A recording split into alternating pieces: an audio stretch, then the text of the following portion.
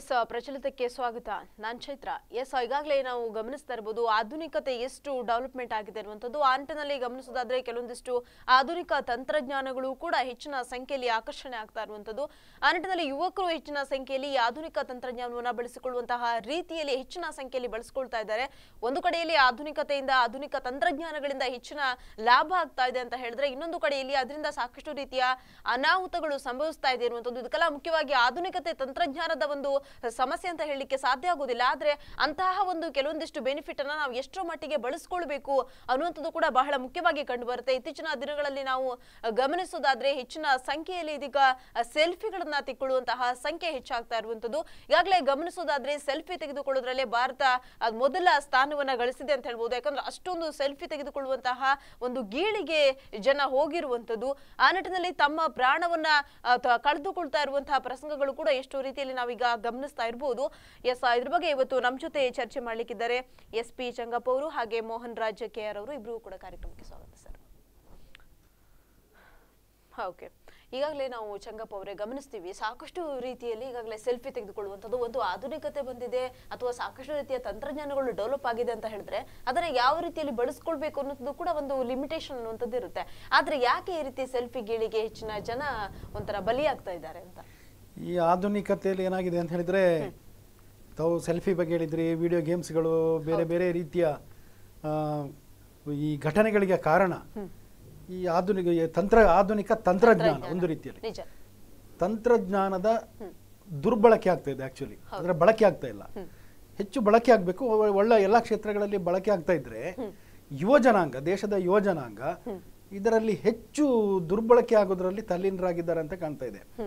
ಈಗ ತಾವು ಸೆಲ್ಫಿ ಬಗ್ಗೆ ಹೇಳಿದ್ರಿ, ಮೊನ್ನೆ ಮಂಡ್ಯದಲ್ಲಿ ನಡೆದಂತಹ ಘಟನೆ, ರಾಮನಗರ, ಅಲ್ಲಿ ಆ ಟ್ರ್ಯಾಕಿಗೆ ಹೋಗಿ ಬರುವಂತ ಟ್ರೈನಿಗೆ ಅದರೊಟ್ಟಿಗೆ ಸೆಲ್ಫಿ ತಗೊಳ್ಬೇಕು ಅನ್ನುವಂತಹ ಒಂದು ಗೀಳು.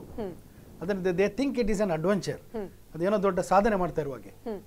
ಈಗ ಬೇರೆ ರೀತಿಯಲ್ಲಿ ಸಾಧನೆ ಮಾಡಲಿಕ್ಕೆ ಆಗದವರು ಈ ರೀತಿಯ ಸೆಲ್ಫಿ ಫೋಟೋಗಳನ್ನು ತೆಗೆದುಕೊಂಡು ಫೇಸ್ಬುಕ್ನಲ್ಲಿ, ವಾಟ್ಸಪ್ನಲ್ಲಿ ಹರಿದಾಡಿ ಬಿಟ್ಟು ಅದರಿಂದ ಒಂದು ವಿಕೃತವಾದಂತಹ ಆನಂದವನ್ನು ಅನುಭವಿಸ್ತಾ ಇದ್ದಾರೆ.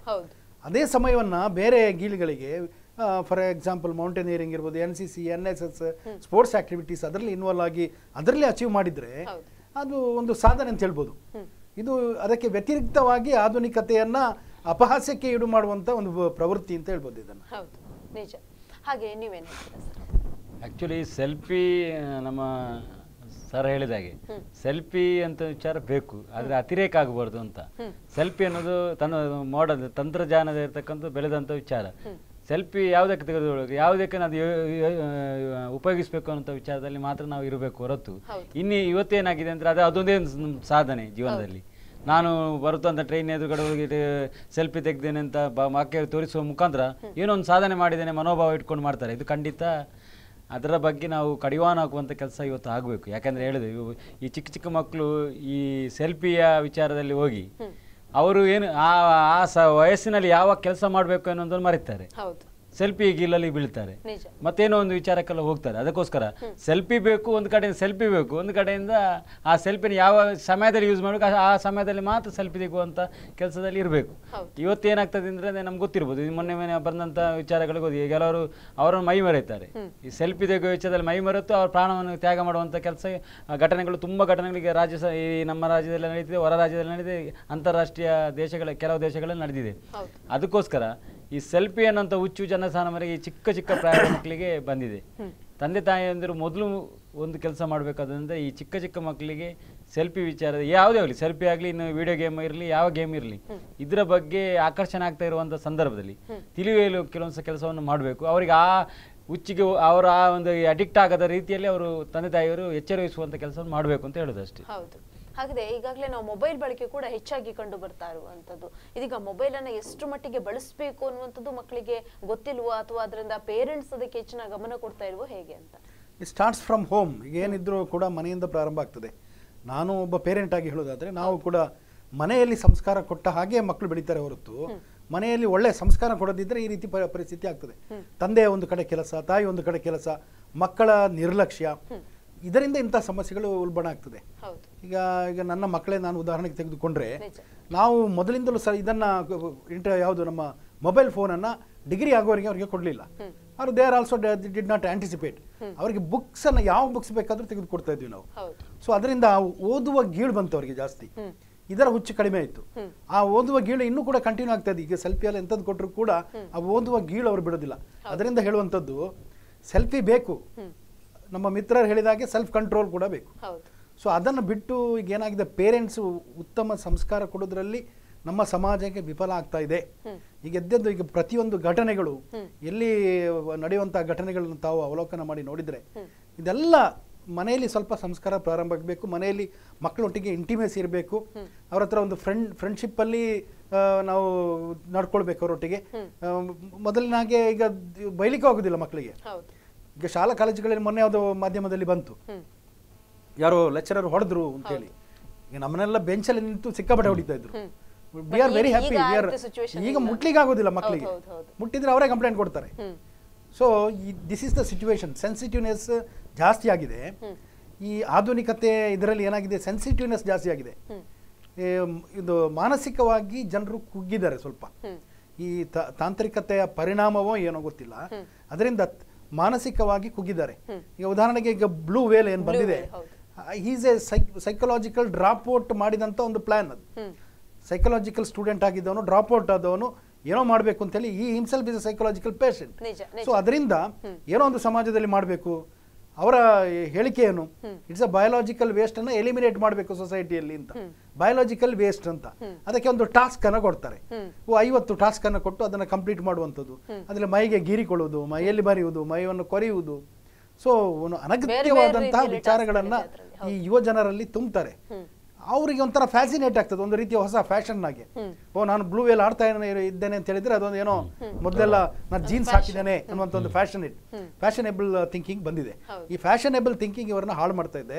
ಅದಕ್ಕೆ ಆ ಫ್ಯಾಷನೇಬಲ್ ಥಿಂಕಿಂಗ್ ಇಂದ ಮಕ್ಕಳನ್ನ ಬೆಳೆಸುವಾಗ ಪ್ರಾರಂಭದ ಹಂತದಿಂದಲೇ, ನರ್ಸರಿಯಿಂದಲೇ ಇಂತಹ ಗ್ಯಾಜೆಟ್ಸ್ಗಳಿಂದ ದೂರ ಇಡಬೇಕು ಅವರನ್ನ. ಏನಾಗ್ತದೆ, ಪೇರೆಂಟ್ಸಿಗೆ ಹುಟ್ಟಿದ ತಕ್ಷಣ ಅವರಿಗೆ ಕೊಡುವಂಥದ್ದು, ಮೊದಲು ನಮಗೆಲ್ಲ ಮರಳಿನಲ್ಲಿ ಈ ಕಲಿಸ್ತಾ ಇದ್ರು ನಮ್ಮ ತಂದೆ ತಾಯಿಯವರು. ಈಗೇನಿಲ್ಲ, ಎಂತೆಂಥ ಡಾಲ್ಸ್ಗಳು ಬರ್ತಾ ಇದ್ದಾರೆ, ಕಂಪ್ಯೂಟರೈಸ್ಡ್ ಡಾಲ್ಸ್ಗಳು ಬರ್ತಾ ಇದೆ. ಕಂಪ್ಯೂಟರ್ ಇದು ಮೊಬೈಲ್ ಸೆಟ್ಟನ್ನೇ ಅದರ ಒಂದು ಸ್ವರೂಪವನ್ನು ಅವರಿಗೆ ಕೊಟ್ಟು ಬಿಡ್ತಾರೆ, ಅದರಲ್ಲಿ ಆಟ ಆಡ್ತಾರೆ. ಸೊ ಇದೆಲ್ಲ ಕಾರಣ ಏನಾಗ್ತದೆ, ಬೆಳೀತಾ ಬೆಳೀತಾ ಅವರಲ್ಲಿ ಕಂಪ್ಯೂಟರ್ ಬಿಟ್ಟರೆ ಏನೂ ಇಲ್ಲ. ಮೊದಲು ನಾವು ಬೆಳಿಗ್ಗೆ ಎದ್ದಿದ್ದೇ ಹೋಗೋದು ಆಟದ ಮೈದಾನಕ್ಕೆ, ನಾವು ಇವಾಗ ಸಣ್ಣ ಮಕ್ಕಳಾಗಿರುವಾಗ. ಈಗ ಆಟದ ಮೈದಾನ ಎಲ್ಲ ಬಂದಾಗಿದೆ. ಶಾಲಾ ಕಾಲೇಜುಗಳು ಇದರ ಬಗ್ಗೆ ಗಮನ ಹರಿಸಬೇಕು. ಈಗ ಮಂಗಳೂರಿನಲ್ಲಿ ಪ್ರತಿಷ್ಠಿತ ಕೆಲವು ಕಾಲೇಜುಗಳು ಇತ್ತು ಮೊದಲು, ಆಟದ ಗ್ರೌಂಡ್ಗಳು 4 ಇತ್ತು. ಈಗಾಗಲೇ ನೀವು ಹೇಳಿದ್ರೆ ಆಟದ ಗ್ರೌಂಡ್ಗಳು ಅಂದ್ರೆ ಬಹಳ ಮುಖ್ಯವಾಗಿ ನಮ್ಗೆ ನೆನಪಾಗುತ್ತೆ. ಯಾಕಂದ್ರೆ ಈಗ ಯಾವ ಮಕ್ಕಳಿಗೆ ಯಾವ ರೀತಿ ಆಟ ಅನ್ನುವಂಥದ್ದೇ ಗೊತ್ತಿಲ್ಲ ಅನ್ನುವಂಥದ್ದು, ಆಟವೇ ಗೊತ್ತಿಲ್ಲ. ಏನು ಬೆರಳೆಣಿಕೆಯ ಮಕ್ಕಳು ಮಾತ್ರ ಸ್ವಲ್ಪ ಇದರಲ್ಲಿ ಬರ್ತಾ ಇದ್ದಾರೆ ಹೊರತು ಆಟದ ಮೈದಾನ ಎಲ್ಲಿದೆ ಅಂತ ಗೊತ್ತಿಲ್ಲ. ಕಂಪ್ಯೂಟರ್ ನಲ್ಲಿ ತಲ್ಲೀನಾಗ್ಬಿಡ್ತಾರೆ ಬೆಳಗಿನಿಂದ ಸಂಜೆವರೆಗೆ, ರಾತ್ರಿ ಸಮೇತ ಅದರಲ್ಲೇ ತಲ್ಲೀನರಾಗಿರುವುದು. ತಂದೆ ತಾಯಿಗಳವರ ಬಗ್ಗೆ ನಿರ್ಲಕ್ಷ್ಯ ವಹಿಸುವುದು, ನೋಡೋದಿಲ್ಲ. ಅವರು ಕೂಡ ಇನ್ನೊಂದು ಕಂಪ್ಯೂಟರ್ ಹಾಕಿ ಬೇರೆ ಏನೋ ನೋಡ್ತಾ ಇರುವಂಥದ್ದು. ಸೊ ಈ ಪ್ರವೃತ್ತಿ ನಮ್ಮ ಕೌಟುಂಬಿಕ ಜೀವನದಲ್ಲಿ ಹಾಸುಹೊಕ್ಕಾಗಿದೆ. ಇದರಿಂದ ಸಂಸ್ಕೃತಿಗೆ ದೊಡ್ಡ ಕೊಡಲಿ ಪೆಟ್ಟಾಗಿದೆ. ಈ ಸಂಸ್ಕಾರ ಇಲ್ಲದ ಮನೆಯಿಂದ ಇಂತಹ ಮಕ್ಕಳ ಒಂದು ಪೋಷಣೆ ಮಾಡುವಂತ ಪರಿಸ್ಥಿತಿ ನಿರ್ಮಾಣ ಆಗಿದೆ. ಅದರಿಂದ ಇಂತಹ ಸಮಸ್ಯೆಗಳು ಸಮಾಜದಲ್ಲಿ ದಿನನಿತ್ಯ ಉಲ್ಬಣ ಆಗ್ತದೆ. ಒಂದೊಂದು ಘಟನೆಗಳು ದಿನಕ್ಕೊಂದು ಘಟಿಸ್ತಾ ಇದೆ. ಈಗ ಹೊಸ ಹೊಸ ವಿಚಾರಗಳು ಬರ್ತಾ ಇದೆ, ಹೊಸ ಹೊಸ ವಿಚಾರಗಳು. ಅದು ಮಾನವೀಯತೆಯ ಅಭಿವೃದ್ಧಿಗೆ ಪೂರಕ ಅಲ್ಲ, ಮಾರಕವಾಗಿರುವಂತಹ ವಿಚಾರಗಳು ಹೆಚ್ಚು ಬರ್ತಾ ಇದೆ. ಮೊನ್ನೆ ಅಮೆರಿಕದಲ್ಲಿ ನಡೆದಂಥದ್ದು, ಲಾಸ್ ವೇಗಸ್ನಲ್ಲಿ ನಡೆದಂತಹ ಮಾರಣ ಹೋಮ, 59 ಜನರನ್ನ ಸುಮ್ಮನೆ ಕಗ್ಗೊಲೆ ಮಾಡ್ತಾರೆ. ಯಾವುದೇ ಕಾರಣ ಇಲ್ಲ, ಟೆರರಿಸ್ಟ್ ಅಲ್ಲ, ಏನೂ ಅಲ್ಲ. ಇದು ಮನೋವೈಕಲ್ಯ, it's a psychological problem. It is another type of blue whale. ಇದು ನಮ್ಮ ದೇಶದಲ್ಲಿ ಅಷ್ಟಿಲ್ಲ. ಅಮೆರಿಕದಲ್ಲಿ ಏನಾಗಿದೆ ಅಂತ ಹೇಳಿದ್ರೆ, 12ರಿಂದ 17ರ ವಯಸ್ಸಿನ ಒಳಗೆ ಇರುವಂತಹ ಮಕ್ಕಳು ಪ್ರತಿಯೊಬ್ಬರು 97% of the population of students they watch video games. 97% ಮಕ್ಕಳು 12 ಮತ್ತು 17 ವಯೋಮಿತಿಯ ಮಧ್ಯೆ ಇರುವಂತವರು 97% ವಾಚ್ ಮಾಡ್ತಾರೆ ವಿಡಿಯೋ ಗೇಮ್ಸ್ ಅನ್ನ. ಅದರಲ್ಲಿ 85% ಈ ಹಾರರ್ ಮೂವೀಸ್ ಅಂತದ್ದು, ಹಾರರ್ ಥಿಂಗ್ಸ್ ಇರುವುದನ್ನು ವಾಚ್ ಮಾಡ್ತಾರೆ, ವೈಲೆಂಟ್ ವಿಡಿಯೋ ಗೇಮ್ಸ್ ಅನ್ನು ವಾಚ್ ಮಾಡ್ತಾರೆ. ಸೊ ಅದರ ಪರಿಣಾಮ ಈಗ ಅಮೆರಿಕದಲ್ಲಿ ಕಾಣ್ತಾ ಇದೆ. ಈಗ ಹಲವಾರು ಬಾರಿ ಶಾಲೆಯಲ್ಲಿ ಶೂಟ್ ಔಟ್ ಆಯ್ತು, 1-2-3 ಸರಿ 18-20 ಮಕ್ಕಳು ಸತ್ತರು. ಮೊನ್ನೆ ಇದು ಬಹಳ ಗ್ರೇಟರ್ ಎಫೆಕ್ಟ್ ಇರುವಂತದ್ದು, 59 ಮೆಂಬರ್ಸ್ ಸತ್ತರು. ಸೊ ಇದರೆಲ್ಲ ಪರಿಣಾಮ ಈಗ ಆಧುನಿಕತೆಯ ಸಂಸ್ಕಾರ ಇಲ್ಲದರ ಪರಿಣಾಮ. ಹಾಗೆ ಮೋಹನ್ ರಾಜ್ ಅವರು ಈಗಾಗಲೇ ನಾವು ಗಮನಿಸಿದ್ವಿ ಬ್ಲೂ ವೇಲ್ ಬಗ್ಗೆ ಚಂಗಪ್ಪ ಅವರು ಹೇಳಿದ್ರು. ಅದೊಂಥ ಗೇಮ್ ಒಂಥರ ಟಾಸ್ಕ್ ಗಳನ್ನ ಕೊಡ್ತಾರೆ ಅನ್ನುವಂಥದ್ದು. ಆ ಟಾಸ್ಕ್ ಬಂದಾಗ ಇದೀಗ ರೈಲಿನಲ್ಲಿ ಅಥವಾ ರೈಲಿಗೆ ನಿಂತು ಆತ್ಮಹತ್ಯೆ ಮಾಡಿಕೊ ಅನ್ನುವಂಥ ಟಾಸ್ಕ್ ಇರುತ್ತೆ, ಜೊತೆಗೆ ಕೈಯನ್ನ ಗೀರಿಕೊಳ್ಳುವಂಥದ್ದು, ಮತ್ತೆ ಈ ರೀತಿ ಸಾಕಷ್ಟು ರೀತಿಯ ಒಂದು ಟಾಸ್ಕ್ಗಳು ಅದರಲ್ಲಿ ಇರುತ್ತೆ. ಆದ್ರೆ ಇಂಥ ಒಂದು ಮಕ್ಕಳು ಇಷ್ಟರ ಮಟ್ಟಿಗೆ ಅದ್ರ ಮೇಲೆ ಅಡಿಕ್ಟ್ ಆಗ್ಲಿಕ್ಕೆ ಏನ್ ಕಾರಣ ಇರುತ್ತೆ ಅಂತ? ಮೊದಲನೇದಾಗಿ ಸರ್ ಹೇಳಿದ ವಿಚಾರ ತಂದೆ ತಾಯಿ ಅಂದಿರು ಕಲಿಸಿಕೊಡುವಂಥ ಸಂಸ್ಕಾರ. ಮನೆಯಲ್ಲಿ ನೋಡಿ, ಒಂದು ಕಡೆ ನೀವೇ ಹೇಳಿದ್ರಿ, ಮೊಬೈಲ್ ಯೂಸ್ ಮಾಡುವಂಥ ಸಂಖ್ಯೆ ಜಾಸ್ತಿ ಆಗ್ತಿದೆ. ನಮ್ಮ ಇಡೀ ದೇಶದಲ್ಲಿ ಜನಸಾಮಾನ್ಯರು ಈ ಚಿಕ್ಕ ವಯಸ್ಸಿಂದ ದೊಡ್ಡವರ ತನಕ ಮೊಬೈಲ್ ಇಲ್ಲದೆ ಬದುಕಿಲ್ಲ ಅನ್ನುವಂಥ ದೃಷ್ಟಿಕೋನಕ್ಕೆ ನಾವು ಬಂದಿದ್ದೇವೆ. ನಾವು ಕೂಡ ಎಲ್ಲ ಜನರು ಜನಸಾಮಾನ್ಯರು ಮೊಬೈಲ್ ಇಲ್ಲದೆ ನಾವು ಬದುಕಲಿಕ್ಕೆ ಸಾಧ್ಯ ಇಲ್ಲ ಅನ್ನುವಂಥ ಹಂತಕ್ಕೆ ನಾವು ಮುಂದಿದ್ವಿ. ಅದರ ಮುಂದುವರಿದ ಭಾಗ ಏನಂದರೆ ಬ್ಲೂ ವೇಲ್ ಈ ಗೇಮ್. ನೋಡಿ, ಮನೆಯಲ್ಲಿ ನಾವು ಮೊಬೈಲ್ ಚಿಕ್ಕ ಮಕ್ಕಳ ಕೈಯಲ್ಲಿ ಕೊಟ್ಟು ಅಭ್ಯಾಸ ಮಾಡಿದರೆ ಇಂಥ ಗೇಮ್ ಅಡಿಕ್ಟ್ ಆಗ್ತಾರೆ. ವಿಡಿಯೋ ಗೇಮ್ ಹೇಳುದು 90% ಜನ ಅಮೆರಿಕದಲ್ಲಿ ವಿಡಿಯೋ ಗೇಮ್ಸ್ ನೋಡಿ ಅದರಲ್ಲಿ ಅಡಿಕ್ಟ್ ಆಗಿ 80% ಜನ ಈ ರೀತಿಯ ಪ್ರವೃತ್ತಿಗೆ ಬಂದಿದ್ದಾರೆ ಅಂತ ಆಗ್ತದೆ.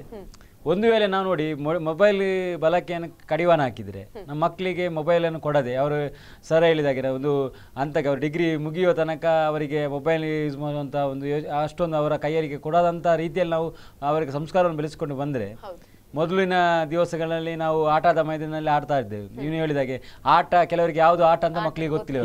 ಇವತ್ತು ಸ್ಕೂಲ್ಗೆ ರಜೆಗೆ ಸಿಕ್ಕಿದ ಕೂಡಲೇ ಒಂದು ಕೋಣೆಯ ಮುಖ್ಯ ಭಾಗದಲ್ಲಿ ಕೂತ್ಕೊಂಡು ಮೊಬೈಲಲ್ಲಿ ಮೊಬೈಲನ್ನು ಆಡುವಂಥ ಈ ತಲ್ಲೀನರಾಗುವಂಥವರು ಇವರು ಮುಂದೆ ಹೋಗ್ತಾ ಏನಾಗ್ತದೆ ಅಂತ ಅವರಲ್ಲಿ ಇರ್ತಕ್ಕಂಥ ಸಾಮರ್ಥ್ಯ ಕುಗ್ಗುತ್ತೆ. ಒಂದು ಕಡೆಯಿಂದ ಇದು ಸೈಕಲಾಜಿಕಲ್ ಇದಕ್ಕೆ ಹೋಗ್ತಾರೆ. ಯಾಕಂದರೆ ಅವರಿಗೆ ಈ ಆಟಕ್ಕೂ ಈ ಮೊಬೈಲಲ್ಲಿ ಆಟ ಆಡೋದಕ್ಕೂ ಹೆಚ್ಚು ಕಡಿಮೆ ಇದೆ. ಅವರ ಒಂದು ಕಡೆ ಏನಾಗಿದೆ ಅಂದರೆ, ಈ ಬ್ಲೂ ವೇಲ್ ವಿಡಿಯೋ ಗೇಮ್ಸನ್ನು ಹೋಗಬೇಕಾದ್ರೆ ಅವರಿಗೆ ಮೊಬೈಲನ್ನು ಯಾವ ರೀತಿಯಲ್ಲಿ ಯೂಸ್ ಮಾಡಬೇಕು ಅಂತ ಗೊತ್ತಾಗಬೇಕು. ಅದು ಹೇಗೆ ಗೊತ್ತಾಗ್ತದೆ, ಈ ಚಿಕ್ಕಂದಿನ ಅವರ ಕೈಯಲ್ಲಿ ಮೊಬೈಲ್ ಸಿಕ್ಕಿದ ನಂತರ ಅದನ್ನು ಯಾವ ರೀತಿಯಲ್ಲಿ ಯೂಸ್ ಮಾಡಬೇಕು ಅವ್ರು ಕಲ್ಕೊಳ್ತಾರೆ. ಮುಂದೆ ಅದನ್ನೇ ಮುಂದುವರಿದ ಭಾಗ ಇಟ್ಕೊಂಡು ಹೋಗಿ ವಿಡಿಯೋ ಗೇಮ್ಗೆ ಹೋಗ್ತಾರೆ, ಅಲ್ಲಿಂದ ಬ್ಲೂ ವೇಲ್ ಗೇಮ್ಸ್ಗೆ ಬರ್ತಾರೆ, ಎಡಿಕ್ಟ್ ಆಗ್ತಾರೆ ನಂತರ ನಾವು ತಂದೆ ತಾಯಿಯವರು ಬೊಬ್ಬೆ ಹಿಡಿದ್ರೆ ಏನು ಮಾಡ್ಲಿಕ್ಕೆ ಆಗುದಿಲ್ಲ. ಅದಕ್ಕೆ ಎಡಿಟ್ ಆಗಿ ಅದರ ಟಾಸ್ಕನ್ನು ಮಾಡಬೇಕು, ನಾನೊಂದು ದೊಡ್ಡ ಸಾಹಸ ಮಾಡಬೇಕು. ಆ ಟಾಸ್ಕನ್ನು ಮಾಡಿದ ನಂತರ ನನಗೆ ಏನೋ ಅವರ ತಲೆಯಲ್ಲಿ ಅದು ಮನೋಭಾವ ಬೆಳೆಯುತ್ತದೆ. ಸೈಕಲಾಜಿಕಲ್ ಆಗಿ ಅವರು ಅದರಲ್ಲಿ ಫುಲ್ ತಲ್ಲೀನರಾಗ್ತಾರೆ. ಅದು ಅಲ್ಲದೆ ನನ್ನ ಯಾವುದೇ ಜೀವನ ಇಲ್ಲ, ಅದನ್ನು ಮಾಡಿ ತೀರಿಸ್ತೇನೆ ಅನ್ನೋಂಥ ಮನೋಭಾವಕ್ಕೆ ಮಕ್ಕಳು ಬರ್ತಾರೆ. ಈ ರೀತಿಯ ಒಂದು ಘಟನೆಗಳೆಲ್ಲ ಆಗ್ತಾ ಇದೆ. ಅದಕ್ಕೆ ಎಲ್ಲಕ್ಕೂ ಕಾರಣ ನಾನು ಹೇಳೋದು ತಂದೆ ತಾಯಿಯವರು, ಪೇರೆಂಟ್ಸ್ ಅದರ ರೆಸ್ಪಾನ್ಸಿಬಲ್. ಇವತ್ತು ತಂದೆ ತಾಯಿಯವರು ಎಚ್ಚೆತ್ತುಕೊಂಡು ಈ ಚಿಕ್ಕ ಮಕ್ಕಳಿಂದಲೇ ನಾವು ಮೊಬೈಲ್ ಬಳಕೆ ಮಾಡುವುದನ್ನು ಕಡಿವಾಣ ಹಾಕಿದರೆ ಈ ರೀತಿಯ ಘಟನೆಗಳಿಗೆ ಕಡಿವಾಣ ಬೀಳ್ಬಹುದು ಅಂತ ನನ್ನ ಅನಿಸಿಕೆ. ಈಗಾಗಲೇ ನಾವು ಮಾತಾಡಿದ್ವಿ, ಆಟದ ಮಕ್ಕಳಿಗೆ ಯಾವ ಆಟ ಅನ್ನುವಂಥದ್ದೇ ನೆನಪಿರೋದಿಲ್ಲ ಅಂತಂದು. ಅಂದ್ರೆ ಇದನ್ನ ನಾವು ಹೆಚ್ಚಾಗಿ ಇಂತಹ ಒಂದು ಘಟನೆಗಳು ನಮಗೆ ಈ ಒಂದು ಸಿಟಿ ಭಾಗದಲ್ಲಿ ಹೆಚ್ಚಾಗಿ ಕಾಣುತ್ತಾ ಅಂತ, ನಗರ ಪ್ರದೇಶಗಳಲ್ಲಿ ಇಂಥದ್ದು ಹೆಚ್ಚಾಗಿ ಕಂಡುಬರ್ಬೋದಾ ಅಂತ? ಯಾಕಂತ ಹೇಳಿದ್ರೆ ಈಗ ಹಳ್ಳಿ ಪ್ರದೇಶ ಅಂದಾಗ ಮಕ್ಕಳೆಲ್ಲರೂ ಕೂಡ ಒಟ್ಟಾಗಿ ಒಂದು ಕಡೆ ಆಟ ಆಡುವಂಥದ್ದು ಈ ರೀತಿ ಪ್ರವೃತ್ತಿಗಳೆಲ್ಲ ಇರುತ್ತೆ. ಆದ್ರೆ ನಗರ ಪ್ರದೇಶದಲ್ಲಿ ನಾವು ಬೆಂಗಳೂರಂತಹ ಸಿಟಿಗಳನ್ನ ನೋಡೋದಾದ್ರೆ ಮಕ್ಕಳನ್ನ ಇದೀಗ ಒಂದು ಕೋಣೆಯಲ್ಲಿ ಹಾಕಿರ್ತಾರೆ, ಮತ್ತೆ ಬೇರೆ ಮಕ್ಕಳು ಹೊರಗಡೆ ಬಂದ್ರು ಕೂಡ ಅವ್ರ ಜೊತೆ ನೀನು ಆಟ ಆಡ್ಬೇಡ ಅನ್ನುವಂಥದ್ದು, ಅಥವಾ ಮಕ್ಕಳ ಜೊತೆಗೆ ಸೇರ್ಬೇಡ, ಈ ತರದ್ದೆಲ್ಲ ಒಳಗಡೆನೆ ಇರಬೇಕು ಅನ್ನುವಂಥದ್ದು ಇರುತ್ತೆ. ಅದರಿಂದ ಸ್ವಲ್ಪ ಅವರಿಗೆ ಮಾನಸಿಕವಾಗಿ ಕೂಡ ನಾ ಈ ರೀತಿ ಒಂದು ಗೇಮ್ ಆಡಿದಾಗ ಸ್ವಲ್ಪ ಮೈಂಡ್ ಫ್ರೆಶ್ ಆಗುತ್ತೆ ಅನ್ನುವಂಥದ್ದು ಕೂಡ ಬರ್ಬೋದಾ ಅಂತ. ನೋಡಿ, ಈಗ ನಾವು ಸರ್ ಹೇಳಿದಾಗೆ ಪ್ರತಿಷ್ಠಿತ ಕಾಲೇಜುಗಳಿದೆ ನಗರದಲ್ಲಿ. ಕೆಲವೊಂದು ಕಾಲೇಜಿಗೆ ಆಟದ ಮೈದಾನ ಅಂತಂದೇ ಇರುವುದಿಲ್ಲ. ಈ ಸಂದರ್ಭದಲ್ಲಿ ಅವರನ್ನು ಆಡಿಸುವುದು ಹೇಗೆ? ಒಂದು ಕಡೆಯಿಂದ ಈಗ ಬರತಕ್ಕಂಥ ಸೆಂಟ್ರಲ್ ಸಿಲೆಬಸ್, ಅದು ಸಿಲೆಬಸ್ ಅಂತ ಹೇಳಿ ಈ ನಮ್ಮ ಶೈಕ್ಷಣಿಕ ಪದ್ಧತಿ ನೋಡುವಾಗನೇ ಹೆದರಿಕೆ ಆಗ್ತದೆ. ಮಕ್ಕಳಿಗೆ ಒಂದು ಇಷ್ಟು ಪುಸ್ತಕ, ಅವರಿಗೆ ಹೋಮ್ವರ್ಕ್ನ ಹೊರೆ, ಈ ರೀತಿಯ ಮನೋಭಾವದ ಆ ಒಂದು ಪರಿಸ್ಥಿತಿಯಲ್ಲಿ ನಮ್ಮ ಮಕ್ಕಳಿಗ ವಿದ್ಯಾಭ್ಯಾಸ ಮಾಡುವಂಥ ಪರಿಸ್ಥಿತಿ ನಮಗೆ ಒಂದು ಕಡೆಯಿಂದ ಬಂದಿದೆ. ಅವರಿಗೆ ರಿಸ್ಟ್ರಿಕ್ಷನ್, ನೀವು ಹೇಳಿದ ರಿಸ್ಟ್ರಿಕ್ಷನ್ ಉಂಟು. ಈಗ ಮೊದಲಿನ ಮಕ್ಕಳಿಗೆ ಆ ರಿಸ್ಟ್ರಿಕ್ಷನ್ ಅಷ್ಟೊಂದು ದೊಡ್ಡದು ಇರಲಿಲ್ಲ. ಬಟ್ ಒಂದು ಸ್ಕೂಲ್ಗೆ ಹೋದ ನಂತರ ಅವರಿಗೆ ಈ ರೀತಿಯೇ ಇರಬೇಕು, ನೀನು ಅದನ್ನು ಮುಟ್ಟುವಾಗಿಲ್ಲ, ನಿಮಗೆ ಇಂಥ ಕೆಲಸ ಹೋಮ್ವರ್ಕನ್ನು ಮಾಡಿಕೊಂಡು ನಾಳೆ ಬರಬೇಕು. ಆ್ಯಕ್ಚುಲಿ ಪಾಠಶಾಲೆಯಲ್ಲಿ ಎಷ್ಟು ಕೆಲಸ ಇಲ್ಲ ಅವರಿಗೆ, ವಿದ್ಯಾಭ್ಯಾಸ ಕೊಡುವಂಥ ಶಾಲೆಯಲ್ಲಿ ದೊಡ್ಡ ಕೆಲಸ ಕೊಡೋದಿಲ್ಲ ಅವರಿಗೆ, ದೊಡ್ಡ ಪಾಠವನ್ನು ಕಲಿಸೋದಿಲ್ಲ. ಹೆಚ್ಚಿನ ಒಂದು ನನ್ನ ಲೆಕ್ಕದಲ್ಲಿ 60% ನಮ್ಮ ಹೋಮ್ವರ್ಕ್ ಅಲ್ಲೇ ಕಲಿಯುವುದು ಮಕ್ಕಳು. ಅಂತ ಒಂದು ನಮ್ಮ ಶೈಕ್ಷಣಿಕ ಪದ್ಧತಿ ವ್ಯವಸ್ಥೆ ಇರುವಾಗ ಅದು ಕೂಡ ಮಕ್ಕಳಿಗೆ ಒಂದು ರೀತಿಯ ಒತ್ತಡ ಬೀಳ್ಬೋದು. ಒಂದು ಕಡೆಯಿಂದ ಸ್ವಲ್ಪ ಸೈಲೆಂಟ್ ಮಾಡಬೇಕು ಅನ್ನೋ ನಿಟ್ಟಿನಲ್ಲಿ ಅವರಿಗೆ ಗೇಮ್ ಕೊಡುವಂಥದ್ದು ಆ ತರದ್ದೆಲ್ಲ ಅಲ್ಲ. ಅದೇ ಮಕ್ಕಳನ್ನು ನೀವು ಹೇಳಿ ಆಟದ ಮೈದಾನಿಗೆ ಎಷ್ಟು ಅಳವಡಿಸಿಕೊಳ್ತಾರೆ, ನಮ್ಮ ಶಿಕ್ಷಕರು ಅಷ್ಟು ಮಕ್ಕಳು ಒಳ್ಳೆ ರೀತಿಯಲ್ಲಿ ಅವರ ಆರೋಗ್ಯವಾಗಿ ಇರುತ್ತಾರೆ. ಹೌದು. ಇದೇನಾಗಿದೆ ಅಂದರೆ ಅವರಿಗೆ ಅವರಷ್ಟು ಪ್ರೆಷರ್ ಯಾವ್ದು ಒತ್ತಡದಲ್ಲಿ ಇವತ್ತು ವಿದ್ಯಾರ್ಥಿಗಳು ಇರ್ತಕ್ಕಂಥ ಈ ಸಂದರ್ಭದಲ್ಲಿ ಒಂದು ಕಡೆಯಿಂದ ಈ ಮೊಬೈಲ್ ಅಂತ ಅನ್ನೋದು ಗೀಳು ಬಂದರೆ ಅವರು ಆರೋಗ್ಯಯುತವಾಗಿ ಒಂದು ಕಡೆಯಿಂದ ಇರುವುದಿಲ್ಲ, ಮಾನಸಿಕವಾಗಿ ಕುಗ್ಗುತ್ತಾರೆ, ಸೈಕಲಾಜಿಕಲ್ ಇದಕ್ಕೆ ಹೋಗ್ತಾರೆ ಅವ್ರಿಗೆ ಮುಂದಿನ ದಿನಗಳಲ್ಲಿ. ಆದ್ದರಿಂದ ಏನೆಲ್ಲ ಅನಾಹುತ ಆಗ್ತದೆ ಅಂದರೆ ಹೇಳಲಿಕ್ಕಾಗುದು. ಯಾವ ಸಂದರ್ಭದಲ್ಲಿ ಆ ಹುಡುಗ ಏನು ಮಾಡ್ತಾನೆ, ಆ ಹುಡುಗಿ ಏನು ಮಾಡ್ತಾಳೆ ಅಂತ ನಮ್ಗೆ ಗೊತ್ತಿರೋದಿಲ್ಲ. ಅದಕ್ಕೋಸ್ಕರ ನನ್ನ ಲೆಕ್ಕದಲ್ಲಿ ಎಲ್ಲಕ್ಕೂ ಕಡಿವಾಣ ಹಾಕಬೇಕಾದ್ರೆ ತಂದೆ ತಾಯಿಯವರು ಒಂದು ನಿರ್ದಿಷ್ಟ ಒಂದು ದೃಢ ನಿರ್ಧಾರವನ್ನು ಮಾಡಬೇಕು. ಮಕ್ಕಳನ್ನು ಆದಷ್ಟು ಮೊಬೈಲಿಂದ ದೂರ ಇರುವ ಹಾಗೆ ನೋಡ್ಕೊಳ್ಬೇಕು.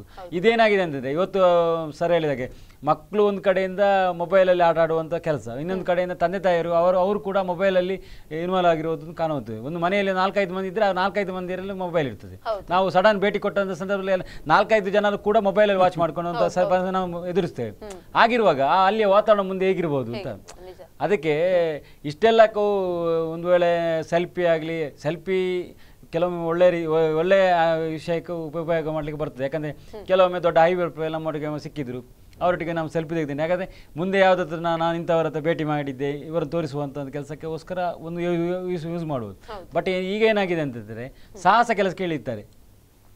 ದೊಡ್ಡ ನೀವು ಹೇಳಿದಾಗೆ ಟ್ರೈನಿಂದ ಮುಂದೆ ಪಾಸ್ ಆಗಿ ನಾನು ಸೆಲ್ಫಿ ತೆಗೆಯುವಂಥ ಒಂದು ಗೀಳು, ಇದರಿಂದ ಅವರ ಪ್ರಾಣ ತೆಗೆದುಕೊಳ್ಳುವಂಥ ಗೀಳು ಇದು ಆಗಬಾರ್ದು. ಇದಕ್ಕೆ ಅವರ ತಿಳುವಳಿಕೆ ಹೇಳುವಂಥ ಕೆಲಸ ಶಿಕ್ಷಕರಿಂದ ಆಗಬೇಕು, ತಂದೆ ತಾಯಿಯರಿಂದ ಆದರೆ ಮಾತ್ರ ಇಂಥ ಕೆಲಸ. ಅವರಿಗೆ ಕೆಲವೊಮ್ಮೆ ಏನಾಗ್ತದೆ ಮೈ ಮರೆತಾರೆ.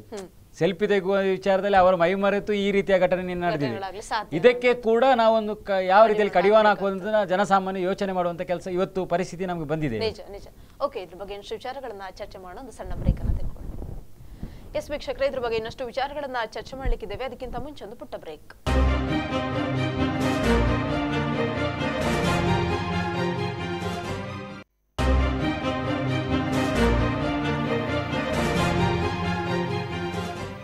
ಎಸ್, ಬ್ರೇಕ್ ನಂತರ ಪ್ರಚಲಿತಕ್ಕೆ ಮತ್ತೆ ಸ್ವಾಗತ. ಎಸ್, ಈಗಾಗಲೇ ನಾವು ಚರ್ಚೆಯನ್ನ ಮಾಡ್ತಾ ಇದ್ವಿ. ಸೆಲ್ಫಿ ಎಷ್ಟು ಮಟ್ಟಿಗೆ ಜನರ ಮೇಲೆ ಪರಿಣಾಮವನ್ನು ಬೀರಿದೆ ಅನ್ನುವಂಥದ್ದು, ಅದರಲ್ಲೂ ಮುಖ್ಯವಾಗಿ ಯುವಕರನ್ನ ಯಾವ ರೀತಿಯಲ್ಲಿ, ಯುವತಿಯರನ್ನ ಯಾವ ರೀತಿಯಲ್ಲಿ ಇದು ಅಟ್ರಾಕ್ಟ್ ಮಾಡ್ತಾ ಇದೆ ಅನ್ನುವಂಥದ್ದು ಈಗಾಗಲೇ ನಾವು ಗಮನಿಸಬಹುದು. ಕೆಲವೊಂದಿಷ್ಟು ಬೀಚ್ಗಳಲ್ಲಿ ಸೆಲ್ಫಿ ತೆಗೆದುಕೊಳ್ಳಿ ಹೋಗಿ ಅಲ್ಲಿ ಅನಾಹುತವನ್ನ ಸಂಭವಿಸ್ತಾ ಇರುವಂಥದ್ದು. ಇನ್ನು ಮೊನ್ನೆ ನಾವು ನಡೆದಂತಹ ಘಟನೆಯನ್ನ ರಾಮನಗರದಲ್ಲಿ ನೋಡ್ಬೋದು.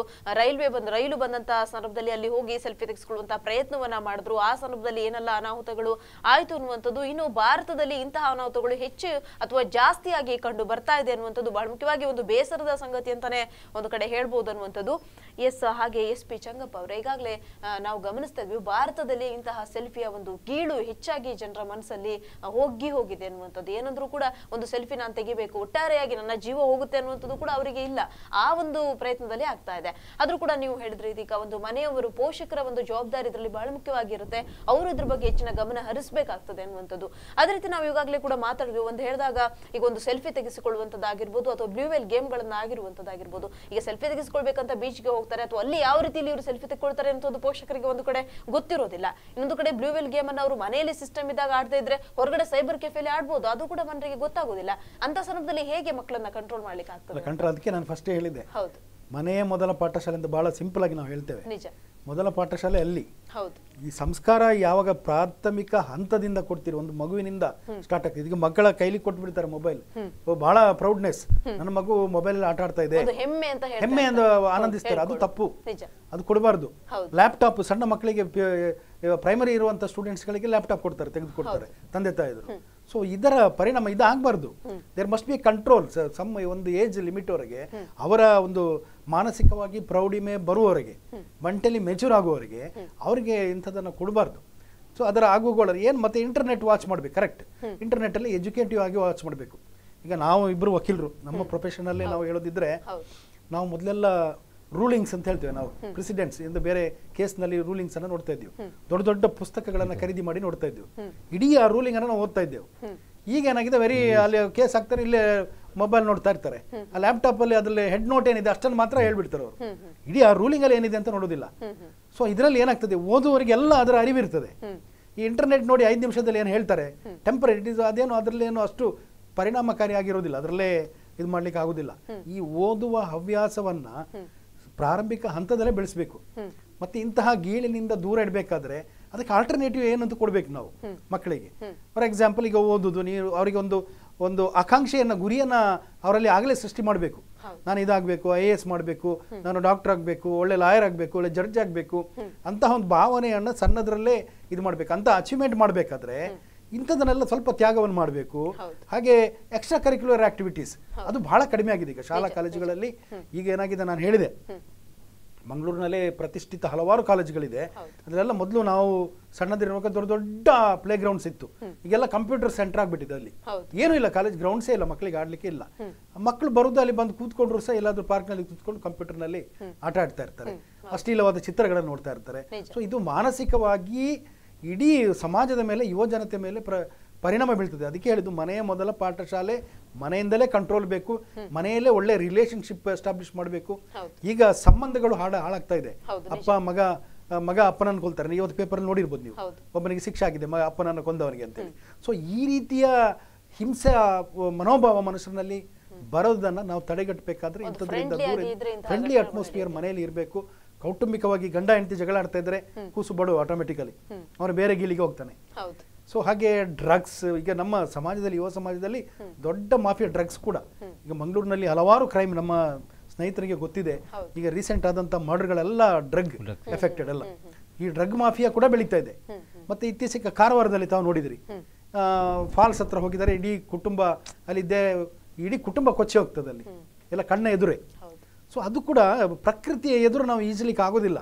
ಪ್ರಕೃತಿಯನ್ನ ದೂರದಿಂದ ನೋಡಿ ಆಹ್ಲಾದಿಸಬೇಕು ಹೊರತು ಹತ್ತಿರ ಹೋಗಿ ಅದರಲ್ಲಿ ನಾನು ಏನೋ ಪ್ರಕೃತಿಯ ಮೇಲೆ ವಿಜಯ ಸಾಧಿಸ್ಲಿಕ್ಕೆ ಆಗುದಿಲ್ಲ. ಸೀ ಶೋರಲ್ಲಿ ಆಟ ಆಡ್ಲಿಕ್ಕೆ ಚಂದ, ಸ್ವಲ್ಪ ಚೆನ್ನಾಗಿ ಆಟ ಆಡ್ಬೋದು. ಅದು ಡೀಪ್ ಸೀಗೆ ಹೋದ್ರೆ ಏನಾಗ್ತದೆ, ಮುಳುಗಿ ಹೋಗ್ತಾರೆ. ಈಗ ಆಟೋಮೆಟಿಕ್ ಈಗ ನೋಡಿ, ತಾವು ನೋಡಿದಿರಿ ಪಣಂಬೂರು ಇರ್ಬೋದು, ಈಗ ಮಂಗಳೂರು ನಮ್ಮ ಈ ಕಡಲ ಕಿನಾರಲ್ಲಿ ಎಷ್ಟೊಂದು ಅನಾಹುತಗಳು ಆದ್ರೂ ಕೂಡ ಪದೇ ಪದೇ ಮರುಕಳಿಸ್ತಾ ಇದೆ. ಜನರಲ್ಲಿ ಇಷ್ಟೊಂದು ಆದ್ರೂ ಕೂಡ ಒಂದು ರೀತಿಯ ಭೀತಿ ಬರೋದಿಲ್ಲ. ಇದರಲ್ಲಿ ಶಾಲಾ ಕಾಲೇಜುಗಳ ಪಾತ್ರ ಕೂಡ ಬಹಳ ಮುಖ್ಯ. ಶಾಲಾ ಕಾಲೇಜುಗಳಲ್ಲಿ ಕೂಡ ಬಹಳ ಸ್ಟ್ರಿಕ್ಟ್ ಆಗಿರ್ಬೇಕು. ಹಾಗೆ ಸ್ಟ್ರಿಕ್ಟ್ ಆಗಿದ್ರೆ ಮಾತ್ರ ಸ್ವಲ್ಪ ಇವರನ್ನ ಕಂಟೈನ್ ಮಾಡ್ಲಿಕ್ಕೆ ಸಾಧ್ಯ. ಮತ್ತೆ ಅವೇರ್ನೆಸ್ ಕ್ರಿಯೇಟ್ ಮಾಡಬೇಕು. ಹೌದು, ಮತ್ತೆ ಅವರನ್ನ ಬೇರೆ ಆಕ್ಟಿವಿಟೀಸ್ ಇನ್ವಾಲ್ವ್ ಮಾಡಿ. ಈಗ ಏನಾಗಿ ನಮ್ಮ ಈಗ ಮಿತ್ರರು ಹೇಳಿದಾಗೆ ಇಷ್ಟಿಷ್ಟು ಬುಕ್ಗಳು ಹೋಮ್ವರ್ಕ್ ಕೊಟ್ಟು ಏನು ಪ್ರಯೋಜನ ಇಲ್ಲ. ಮೊದಲು ನಮಗೆ PT ಪೀರಿಯಡ್ ಇತ್ತು, ನಿಮಗೆ ಗೊತ್ತಿರ್ಬೋದು.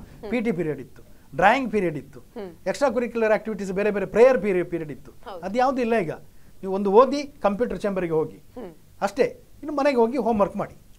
ಸೊ ಇದರಿಂದ ಡಿಜೆಕ್ಟೆಡ್ ಯೂತ್ ಅವ್ರಿಗೆ ಏನಾಗಬೇಕು, ಆಲ್ಟರ್ನೇಟಿವ್ ರಿಲೀಫ್ ಇದೇನೋ ಚಿತ್ರಗಳು ಕಾಣ್ತವೆ, ಥಿಯೇಟರ್ಗೆ ಹೋಗೋದು ಬೇಡ, ಇಲ್ಲೇ ಪಿಕ್ಚರ್ ನೋಡ್ಬೋದು, ಇಲ್ಲೇ ಅದು ನೋಡ್ತಾ ನೋಡ್ತಾ ಬೇರೆ ಬೇರೆ ಗೀಲ್ಗಳಿಗೆ ಪ್ರಾರಂಭ ಆಗ್ತದೆ. ಸೊ ಅದರಿಂದ ಬೇರೆ ಎಕ್ಸ್ಟ್ರಾ ಕರಿಕ್ಯುಲರ್ ಆಕ್ಟಿವಿಟೀಸ್ ಮನೆಯಲ್ಲಿ ಅವರಿಗೆ ಇದು ಮಾಡಬೇಕು, ಎಂಕರೇಜ್ ಮಾಡಬೇಕು, ಶಾಲಾ ಕಾಲೇಜುಗಳಲ್ಲಿ ಎಂಕರೇಜ್ ಮಾಡಬೇಕು. ಹಾಗಿದ್ರೆ ಅವರ ಡೈರೆಕ್ಷನ್ ಆಚೆ ಕಡೆ ಹೋಗ್ತದೆ. ಅದು ಬಿಟ್ಟು ಇಲ್ಲಿ ವೃಥಾ ಸಾಹಸಗಳನ್ನು ಮಾಡಿಕೊಂಡು ಸೆಲ್ಫಿ ಗೀಳು ಇದೇನು, it is not an adventure. Train ಬರಾಗ ಹೋಗುವಂಥದ್ದು it is not an adventure. ಮೌಂಟೇನಿಯರಿಂಗ್ಗೆ ಹೋಗಲಿ, ರಾಕ್ ಕ್ಲೈಂಬಿಂಗ್ಗೆ ಹೋಗಲಿ, ಅಥವಾ ಸ್ಪೋರ್ಟ್ಸ್ನಲ್ಲಿ ಎಕ್ಸೆಲ್ ಆಗಲಿ, so that is an adventure. ಅದು ತಮ್ಮ ಸ್ವಾಸ್ಥ್ಯಕ್ಕೆ, ಮಾನಸಿಕ ಸ್ವಾಸ್ಥ್ಯಕ್ಕೂ ಒಳ್ಳೆಯದಾಗ್ತದೆ, ಶಾರೀರಿಕ ಸ್ವಾಸ್ಥ್ಯಕ್ಕೂ ಒಳ್ಳೆಯದಾಗ್ತದೆ. ಅಂತಹ ಗೀಳನ್ನು ಸೃಷ್ಟಿ ಮಾಡುವಂಥದ್ದು ಪ್ರಾರಂಭದಿಂದಲೇ ಮನೆಯಿಂದ ಪ್ರಾರಂಭ. ಹಾಗಿದ್ರೆ ಮಾತ್ರ ಈ ಸಮಸ್ಯೆಗೆ ಒಂದು ಪರಿಹಾರ ಸಿಗ್ತದೆ. ಮತ್ತೆ ಅವೇರ್ನೆಸ್, ಈಗ ನಾವು ಆಸ್ ಎ ಲೀಗಲ್ ಫ್ಯಾಕಲ್ಟಿ ನಾವು ಎಲ್ಲ ಹೋಗ್ತೇವೆ ಅವೇರ್ನೆಸ್ಗೆ. ಬೇರೆ ಬೇರೆ ಶಾಲೆ ಕಾಲೇಜುಗಳಿಗೆ ಹೋಗಿ ಇದ್ರ ಬಗ್ಗೆ, ಬ್ಲೂ ವೇಲ್ ಬಗ್ಗೆ ಇರಲಿ, ಡ್ರಗ್ಸ್ ಬರೆ ಇರ್ಬೋದು, ಬೇರೆ ಬೇರೆ ಕಾನೂನುಗಳಲ್ಲಿ ಯಾವ ರೀತಿ ಅದನ್ನ ಕಂಟೈನ್ ಮಾಡಲಿಕ್ಕೆ ಕಾನೂನುಗಳಿದೆ, ಅದರಿಂದ ಯಾವ ರೀತಿ ದೂರ ಇರಬೇಕು ಅಂತೇಳಿ ನಾವೆಲ್ಲ ವಕೀಲರು ಕೂಡ ಶಾಲಾ ಕಾಲೇಜುಗಳಿಗೆ ಹೋಗಿ ಲೀಗಲ್ ಅವೇರ್ನೆಸ್ ಪ್ರೋಗ್ರಾಮ್ ಮಾಡ್ತಾ ಇದ್ದೇವೆ. ಹಾಗೆ NGOಗಳು ಕೂಡ ಇದನ್ನು ಮಾಡಬೇಕು. ಮತ್ತೆ ಮಾಧ್ಯಮದಲ್ಲಿ ಕೂಡ, ನಿಮ್ಮ ಮಾಧ್ಯಮ ಕೂಡ ಬಹಳ ಚೆನ್ನಾಗಿ ಮಾಡ್ತಾ ಇದೆ, ಇನ್ನೂ ಹೆಚ್ಚು ಹೆಚ್ಚು ಮಾಡಬೇಕು. ಖಂಡಿತ. ಓಕೆ, ಈಗಾಗಲೇ ನೀವು ಹೇಳಿದ್ರಿ ಕಾನೂನಿನ ಮೂಲಕ ನಾವು ಯಾವ ರೀತಿಯಲ್ಲಿ ಇಂಥದ್ದನ್ನ ಒಂದು ಕಂಟ್ರೋಲ್ ಮಾಡಲಿಕ್ಕೆ ಸಾಧ್ಯ ಅಂತ. ನೋಡಿ, ಕಾನೂನು ನೀವು ಎಷ್ಟು ಬಲಿಷ್ಠವಾದ ಕಾನೂನು ತಂದ್ರು ಕೂಡ ಅದು ಇದನ್ನ ಕಂಟೈನ್ ಮಾಡ್ಲಿಕ್ಕೆ ಆಗುದಿಲ್ಲ. ಇಂಗ್ಲಿಷ್ನಲ್ಲಿ ಒಂದು ಮಾತಿದೆ, wars are fought between the minds of the people. To get peace we have to change the mind of the people. ನೀವು ಏನು ಮಾಡಿದ್ರು ಕೂಡ ಮನುಷ್ಯನ ಮನ ಪರಿವರ್ತನೆ ಆಗ್ಬೇಕು. ಹಾಗಿದ್ರೆ ಮಾತ್ರ ಸಾಧ್ಯ. ಕಾನೂನು ಎಷ್ಟೇ ಬಲಿಷ್ಠವಾಗಿದೆ ಮಾಡ್ಲಿಕ್ಕೆ ಸಾಧ್ಯ ಇಲ್ಲ. ಡೆಲ್ಲಿಯಲ್ಲಿ ನಡೆದಂತ ರೇಪ್ ಪ್ರಕರಣ, ಅದರ ನಂತರ ಇಡೀ ದೇಶಾದ್ಯಂತ ಒಂದು ತಲ್ಲಣ ಮೂಡಿಸ್ತು, ಪ್ರತಿಭಟನೆಗಳಾಯ್ತು, ರೇಪ್ ಕಾನೂನುಗಳನ್ನ ಸ್ಟಿಂಜೆಂಟ್ ಮಾಡಿದ್ರು. ಆದ್ರೆ ರೇಪ್ ದಿನನಿತ್ಯ ಜಾಸ್ತಿ ಆಗ್ತಾ ಇದೆ. ಈಗ ಮಂಗಳೂರಿನಲ್ಲಿ ಎಲ್ಲೋ ಒಂದಾಗ್ತಾ ಇತ್ತು ಮೊದಲು, ಭಾರಿ ಅಪರೂಪ. ಈಗ ದಿನನಿತ್ಯ ಪತ್ರಿಕೆಯಲ್ಲಿ ಅದೇ ಇದೆ, ಮರುಕಳಿಸ್ತಾ ಇದೆ, ಜಾಸ್ತಿ ಆಗ್ತದೆ. ಪೋಕ್ಸೋ ಕಾನೂನು ಬಂದಿದೆ ಈಗ, ಬಹಳ ಸ್ಟ್ರಿಕ್ಟ್ ಆಗಿ ಬಂದಿದೆ. ಸಣ್ಣ ಮಕ್ಕಳ ಮೇಲೆ ಅತ್ಯಾಚಾರ ಮಾಡುವಂಥದ್ದು, ಕೆಟ್ಟ ರೀತಿಯಲ್ಲಿ ವರ್ತಿಸುವಂಥದ್ದು. ಸೊ ಇದು ಕಾನೂನು ಬಲಿಷ್ಠ ಆದ್ರೆ ಇದನ್ನ ಕಂಟೈನ್ ಮಾಡ್ತೇವೆ ಅನ್ನೋದು ಸುಳ್ಳು.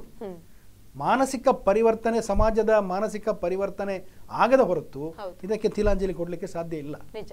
ಓಕೆ, ಹಾಗೆ ಮೋಹನ್ ರಾಜ್ ಅವರು ಈಗಾಗಲೇ ಚಂಗಪ್ಪ ಅವರು ಕೂಡ ಮಾತಾಡ್ತಾ ಹೇಳಿದ್ರು, ಈ ಒಂದು ಅತ್ಯಾಚಾರದಂತಹ ಪ್ರಕರಣ ನಾವು ನೋಡಿದ್ರೆ ಸುಮಾರು ಡೆಲ್ಲಿ ಅಂತದಲ್ಲಿ ಒಂದು ಘೋರ ದುರಂತ ಅಂತ ಹೇಳ್ಬೋದು. ನಾವು ಇವತ್ತಿಗೂ ಕೂಡ ನಮ್ಮ ಕಣ್ಣ ಮುಂದೆ ಬರುತ್ತೆ ಆ ಒಂದು ಘಟನೆ. ಆದ್ರೆ ಅದಾದ ನಂತರವೂ ಕೂಡ ಈಗ ಡೆಲ್ಲಿ ಅನ್ನುವಂಥದ್ದು ಅಥವಾ ಬೇರೆ ದೇಶಗಳನ್ನ ಅಥವಾ ಬೇರೆ ರಾಜ್ಯಗಳನ್ನ ನಾವು ಹೋಲಿಸಲಿಕ್ಕೆ ಸಾಧ್ಯ ಇಲ್ಲ. ಅದು ನಮ್ಮ ಮಂಗಳೂರು ಆಗಿರ್ಬೋದು, ನಮ್ಮ ಉಡುಪಿ ಜಿಲ್ಲೆ, ನಮ್ಮ ಕರಾವಳಿ ಭಾಗದಲ್ಲಿ ನೋಡ್ಬೋದು ಇಂತಹ ಘಟನೆಗಳು ಹೆಚ್ಚಾಗಿ ಮರುಕಳಿಸ್ತಾ ಇರುವಂತದ್ದು. ನೋಡಿ ಸರ್, ಈಗ ನೀವು ಹೇಳಿದ್ರಿ ಕಾನೂನು ತಂದ್ರೆ ಇದನ್ನು ಒಂದು ರೀತಿ ಕಡಿವಾಣ ಹಾಕ್ಬೋದಾ ಅಂತ ಹೇಳಿದ್ರಿ.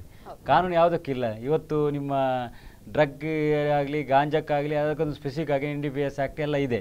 ಕಾನೂನು 3 ಈಗ ರೇಪ್ ಕೇಸಿಗೆ ಕೂಡ ಅದನ್ನು ಮುಂದೆ ಆ ದೊಡ್ಡ ಘಟನೆ ಡೆಲ್ಲಿಯಲ್ಲಿ ಆದ ಘಟನೆ ನಂತರ ಅದನ್ನು ಒಂದು ರೀತಿಯಲ್ಲಿ ಅಮೆಂಡ್ಮೆಂಟ್ ಮಾಡಿ ಮತ್ತಷ್ಟು ನಿರ್ಭಯ ಪ್ರಕರಣದಲ್ಲಿ ಅಷ್ಟು ಕಠಿಣ ಕಾನೂನು ಶಿಕ್ಷೆ ಕೊಡುವಂಥ ಒಂದು ಕಾನೂನು ತಂದರು. ಆದರೂ ಕೂಡ ಅಪರಾಧ ಪ್ರಕರಣ ಜಾಸ್ತಿ ಆಗ್ತಾ ಉಂಟು ದಿನ ದಿನ ಇವಾಗ ಮಂಗಳೂರಿನಿಂದ ಇಟ್ಕೊಂಡು ಎಲ್ಲಾ ಭಾಗಗಳಿಗೂ ಜಾಸ್ತಿ ಆಗ್ತಾ ಉಂಟು. ಅದರ ಬದಲು ಸರ್ ಹೇಳಿದಾಗೆ ಒಂದು ಮನುಷ್ಯನ ಮನ ಪರಿವರ್ತನೆ ಮಾಡುವಂತ ಕೆಲಸ ಇವತ್ತು ಸರ್ಕಾರದಿಂದ ಆಗಬೇಕು. ಯಾಕೆಂದ್ರೆ ಒಂದು ವ್ಯಕ್ತಿ ಅವರ ದುರ್ನಡತೆ ಕಾರಣ ಏನು ಅಂದ್ರೆ ಅವನ ಮನಸ್ಸಿನಿರ್ತಕ್ಕಂಥ ದುರುದ್ದೇಶ. ಈ ಉದ್ದೇಶ ಹೋಗ್ಬೇಕಾದ್ರೆ ಅವನಿಗೆ ಯಾವ ರೀತಿಯ ಕಾರ್ಯಕ್ರಮ ಕೊಡಬೇಕು, ಅವನಿಗೆ ಯಾವ ರೀತಿ ಸಂಸ್ಕಾರ ಕೊಡಬೇಕು, ಇದನ್ನು ಹೇಳುವಂತ ಒಂದು NGOs ನಾವು ಇವತ್ತು ಸರ್ಕಾರ ಮಾಡುವಂತ ಕೆಲಸವನ್ನು ಆಗಬೇಕು. ಯಾಕಂದ್ರೆ ನೋಡಿ, ಇವತ್ತು ನಮ್ಮ ಚಿಕ್ಕ ಮಗು ಕೂಗ್ತದೆ ಅಂತ ಹೇಳಿ ನಾವು ಮೊಬೈಲನ್ನು ಕೈ ಕೊಡ್ತೇವೆ. ನಾವು ಒಮ್ಮೆ ಮಗು ಕೂಗುದನ್ನು ನಿಲ್ಲಿಸಲಿ ಅಂತ, ಅದು ಮತ್ತೆ ಮುಂದೆ ಹೋಗ್ತಾ ನಾವು ಎಂತ ನಮಗೆ ಕಿರಿಕಿರಿ ಆಗ್ತದೆ, ಮಗು ಕಿರಿಕಿರಿ ಮಾಡ್ತಾಳೆ ಅಂತ ಮೊಬೈಲ್ ಒಮ್ಮೆ ಕೊಡಿ ಅಂತ ಅವಳು ಕಿರಿಕಿರಿ ಮಾಡೋ ಕೊಟ್ಟು ಬಿಡ್ತೇವೆ. ಮೊಬೈಲಲ್ಲಿ ನನಗೆ ಆಗ ಅವರಿಗೆ ಆನಂದ ಸಡನ್ ಅವರಿಗೆ ಒಮ್ಮೆ ನೆಮ್ಮದಿ ಸಿಗ್ತದೆ. ಆದರೆ ಅದರ ಅವರ ಆ ಮೊಬೈಲ್ ಕೊಟ್ಟಂತ ನಂತರ ಆಗುವ ಪರಿಣಾಮ ಅವರಿಗೆ ಗೊತ್ತಿರುವುದಿಲ್ಲ. ಪರಿಣಾಮ ಮುಂದೆ ಬೇರೆ ಬೇರೆ ವಿಚಾರಕ್ಕೆ ಹೋಗುತ್ತೆ. ಒಂದು ವೇಳೆ ಚಿಕ್ಕ ಮಗುವಿನಿಂದ ಕೂಗುವಾಗಲೇ ಮೊಬೈಲ್ ಕೊಡುತ್ತಿದ್ದಿದೆ, ಮುಂದೆ ಒಂದು ದಿನ ಆ ಮಗು ನಮ್ಮ ದೇಶದ ದೊಡ್ಡ ಒಂದು ಪ್ರಜೆಯಾಗಿ ಯಾವುದೋ ಒಂದು IAS ಆಫೀಸರ್ ಆಗಿ ಬೇರೆ ಒಂದು ಇದರ ವಿಧಾನದಲ್ಲಿ ಅವರು ಬೆಳೆಯುವಂತ ಒಂದು ವಾತಾವರಣ ಸೃಷ್ಟಿ ಆಗುತ್ತೆ. ಈ ಯಾವುದಕ್ಕೂ ವಾತಾವರಣ ಒಳ್ಳೆಯ ರೀತಿಯಲ್ಲಿ ಬರಬೇಕಾದ್ರೆ ಪರಿವರ್ತನೆ ಒಂದು ಕೆಲಸ ಇವತ್ತು ಮಾಡಬೇಕು. ಪರಿವರ್ತನೆ ಕೇವಲ ಅವರ ಒಂದು ಕಾನೂನನ್ನು ತಂದು ಪರಿವರ್ತನೆ ಮಾಡಲಿಕ್ಕೆ ಖಂಡಿತ ಸಾಧ್ಯ ಇಲ್ಲ. ಇವತ್ತು ಕಾನೂನು ನಮ್ಮ ದೇಶದಲ್ಲಿ ಎಲ್ಲ ವಿಚಾರಕ್ಕೂ ಕಾನೂನಿದೆ. ಇವತ್ತು ನೀವು ಹೇಳಿದಾಗೆ IP ಸೆಕ್ಷನ್ ಒಂದು ಕಡೆಯಿಂದ IPCಯಲ್ಲಿ ಒಂದು ಕಾನೂನು ರೀತಿಯಲ್ಲಿ ಅವರಿಗೆ ದಂಡನೆ ಮಾಡುವಂಥ ಒಂದು ವಿಷಯ ಉಂಟು, ಬೇರೆ ಕಡೆಯಿಂದ NDPS ಗಾಂಜಾದ ವಿರುದ್ಧ ಕಾನೂನು ಉಂಟು, ಎಲ್ಲಕ್ಕೂ ಕಾನೂನು ಇದೆ. ಆದರೆ ಪ್ರಕರಣಗಳು ಜಾಸ್ತಿ ಆಗ್ತಿದೆ. ಇದಕ್ಕೆ ಏನು ಅಂತ ನಾವು ಯೋಚನೆ ಮಾಡುವಂಥ ಕೆಲಸ ನಮ್ಮ ರಾಜ್ಯ ಯಾವ ಸರ್ಕಾರ ಮಾಡಬೇಕು. ಸರ್ಕಾರ ಇವತ್ತು ಅದರ ಬಗ್ಗೆ ತಜ್ಞರ ಮುಖಾಂತರ ಒಂದು ತಂಡವನ್ನು ಮಾಡಿ ಅದರ ಬಗ್ಗೆ ಯೋಚನೆ ಮಾಡಿ ಒಂದು ಒಳ್ಳೆಯ ರೀತಿಯ ಯಾವ ರೀತಿಯ ಒಂದು ಪರಿಹಾರವನ್ನು ಹುಡುಕುವಂಥ ಕೆಲಸವನ್ನು ಇವತ್ತು ಆಗಬೇಕು. ಪರಿವರ್ತನೆಗೆ ಏನು ಮಾಡಬೇಕು, ನಾವು ಜನರನ್ನು ಯಾವ ರೀತಿಯಲ್ಲಿ ಮಾಡಿದರೆ ಈ ರೀತಿ ಒಂದು ಒಳ್ಳೆಯ ಜನರ ಪರಿವರ್ತನೆ ಆಗ್ತಾರೆ ಅನ್ನುವಂಥ ದೃಷ್ಟಿಕೋನದಲ್ಲಿ ಇದು ಕೆಲಸ ಆಗಬೇಕು. ಆ ಕೆಲಸ ಆದರೆ ಮಾತ್ರ ಕೂಡ ಇಂಥ ವಿಚಾರಗಳಿಗೆ ಕಡಿವಾಣ ಹಾಕ್ಬೋದು. ಇವತ್ತು ಪ್ರವಾಸಿ ತಾಣಗಳಲ್ಲಿ ಈಗ ಸೆಲ್ಫಿ ನೀವು ಹೇಳಿದರು, ಅಂತ ಅನಾಹುತ ಆಗುವಂಥ ಸಂದರ್ಭದಲ್ಲಿ ಅದರ ಬಗ್ಗೆ ಕಡಿವಾಣ ಯಾವ ರೀತಿ ಮಾಡ್ಬೋದು ಅಂತ ಅದರ ಬಗ್ಗೆ ಯೋಚನೆ ಮಾಡುವಂಥ ಕೆಲಸ ಇವತ್ತು ಆಗಬೇಕು. ಯಾಕಂದರೆ ನಿನ್ನೆ ನಡೆದಂಥ ಘಟನೆ ನೋಡುವಾಗ ಅದಕ್ಕೂ ಈಗ ಕಡಿವಾಣ ಹಾಕುವಂಥ ಕೆಲಸ ಈಗ ರೈಲ್ವೆ ಸ್ಟೇಷನಲ್ಲಿ ಆಗಿ ಟ್ರ್ಯಾಕಿಗೆ ಅಲ್ಲಿ ಹೋಗದಂತೆ ನೋಡುವಂಥ ಕೆಲಸ ಕೂಡ ಆಗಬೇಕು. ಅಲ್ಲಿ ಭದ್ರತೆ ವಹಿಸುವಂಥ, ಅಲ್ಲಿ ಎಚ್ಚರ ವಹಿಸುವಂಥ ಕೆಲಸವನ್ನು ಇಲಾಖೆ ಮಾಡಬೇಕು, ರೈಲ್ವೆ ಇಲಾಖೆಯವರು ಮಾಡಬೇಕು. ಈ ಸೆಲ್ಫಿಯಿಂದಾಗಿ ಅನಾಹುತ ಆಗಬಾರ್ದು ಅಂತ ದೃಷ್ಟಿಕೋನದಲ್ಲಿ ಅಲ್ಲಿ ಅದಕ್ಕೂ ಈಗ ಇನ್ನು ಮುಂದಿನ ದಿನಗಳಲ್ಲಿ ಸರ್ಕಾರ ಯೋಚನೆ ಮಾಡುವಂಥ ಕೆಲಸ ಆಗಬೇಕು. ಯಾಕಂದರೆ ಈ ರೀತಿ ಬಿಟ್ಟರೆ ಯಾವ್ಯಾವ ರೀತಿಯ ಅನಾಹುತ ಇನ್ನು ನಡೀತದೆ ನಮ್ಮ ದೇಶದಲ್ಲಿ ಮುಂದೆ. ಅದಕ್ಕೋಸ್ಕರ ಪರಿವರ್ತನೆ ಮುಖ್ಯ. ಕಾನೂನು ಮತ್ತೆ ಪರಿವರ್ತನೆ ಆದ್ರೆ ಕಾನೂನು ಅದರ ಮಾಡಬಾರ್ದು. ಕಾನೂನಿಂದ ಖಂಡಿತ ಪರಿವರ್ತನೆ ಆಗಿದೆ. ಅಲ್ಲೂ ಒಂದಿಷ್ಟು ಪ್ರವಾಸೋದ್ಯಮ ಇಲಾಖೆಯವರು ಸ್ವಲ್ಪ ಗಮನ ಹರಿಸಬೇಕಾದಂತ ಅಗತ್ಯತೆ ಇರುತ್ತೆ. ರೈಲ್ವೆ ಇಲಾಖೆ ಅಲ್ಲಿಯೂ ಕೂಡ ಅವರು ಗಮನ ಹರಿಸಬೇಕಂತ ಅಗತ್ಯತೆ ಇರುತ್ತೆ. ಒಟ್ಟಾರೆಯಾಗಿ ಅವರು ಒಂದು ಅದನ್ನ ಕಂಟ್ರೋಲ್ ಮಾಡುವಂತಹ ಪ್ರಯತ್ನ ಮಾಡಿದ್ರೆ ಇಂತಹ ಅನಾಹುತಗಳನ್ನ. ಮೊನ್ನೆ ಮುಂಬೈಯಲ್ಲಿ ಆದಂತ ಒಂದು ದೊಡ್ಡ ಘೋರ ಒಂದು ಘಟನೆ, ಕಾಲು ತುಳಿತಕ್ಕೆ ಎಷ್ಟೋ ಮಂದಿ ಸತ್ರು. ಇದು ಕೂಡ ನನ್ನ ಲೆಕ್ಕದಲ್ಲಿ ಅದು ಇಲಾಖಾ ಒಂದು ವೈಫಲ್ಯತೆ, ಯಾಕಂದ್ರೆ ನಿರ್ಲಕ್ಷ್ಯತೆ.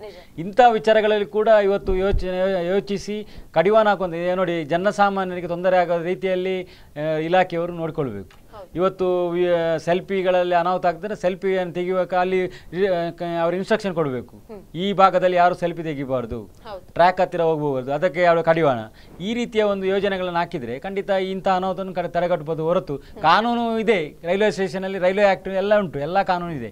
ಕಾನೂನು ಬರುವುದು ಮತ್ತೆ ಅನಾಹುತ ಆದ ನಂತರ ಕಾನೂನು ಬರುವುದು, ಅದರ ಮೊದಲು ಕಾನೂನು ಬರುವುದು. ಕಳೆದ ಬಾರಿ ನಾವು ನೋಡಿದ್ರೆ ಜೋಗ್ ಫಾಲ್ಸ್ ನಲ್ಲಿ ಇದೀಗ ಒಂದು ಅನಾಹುತ ಸಂಭವಿಸಿತ್ತು. ಸೆಲ್ಫಿ ತೆಗೆದುಕೊಳ್ತೀವಿ ಅನ್ನೋದ್ರಲ್ಲಿ ಕೆಳಗೆ ಬಿದ್ದು ದೊಡ್ಡ ಅನಾಹುತ ಸಂಭವಿಸಿತ್ತು. ಆದ್ರೆ ಇದ್ರ ಬಗ್ಗೆ ಒಂದು ಕಡೆ ಪ್ರವಾಸೋದ್ಯಮವು ಕೂಡ ಗಮನ ಹರಿಸಬೇಕಾದಂತ ಅಗತ್ಯತೆ ಎಲ್ಲೋ ಒಂದು ಕಡೆ ಇರುತ್ತೆ ಅನ್ನುವಂಥದ್ದು.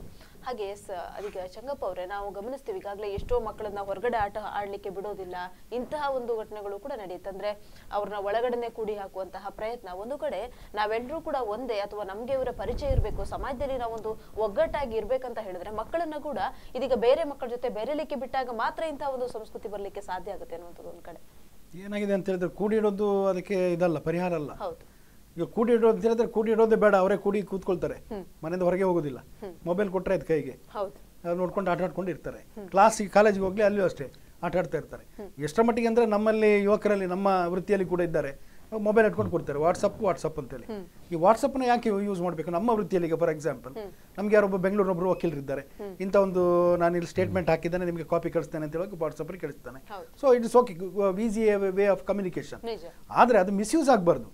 ಅದನ್ನೇ ಇಟ್ಕೊಂಡು ವಾಟ್ಸಪ್ಪಲ್ಲಿ ಇಟ್ಕೊಂಡು ಬೇಡದ ಚಿತ್ರಗಳನ್ನು ಹಾಕೋದು, ಅದ್ರಲ್ಲಿ ತಮಾಷೆ ಮಾಡೋದು, ಬೇಡದ ವಲ್ಗರ್ ಜೋಕ್ಸ್ಗಳನ್ನು ಹೇಳುವಂಥದ್ದು.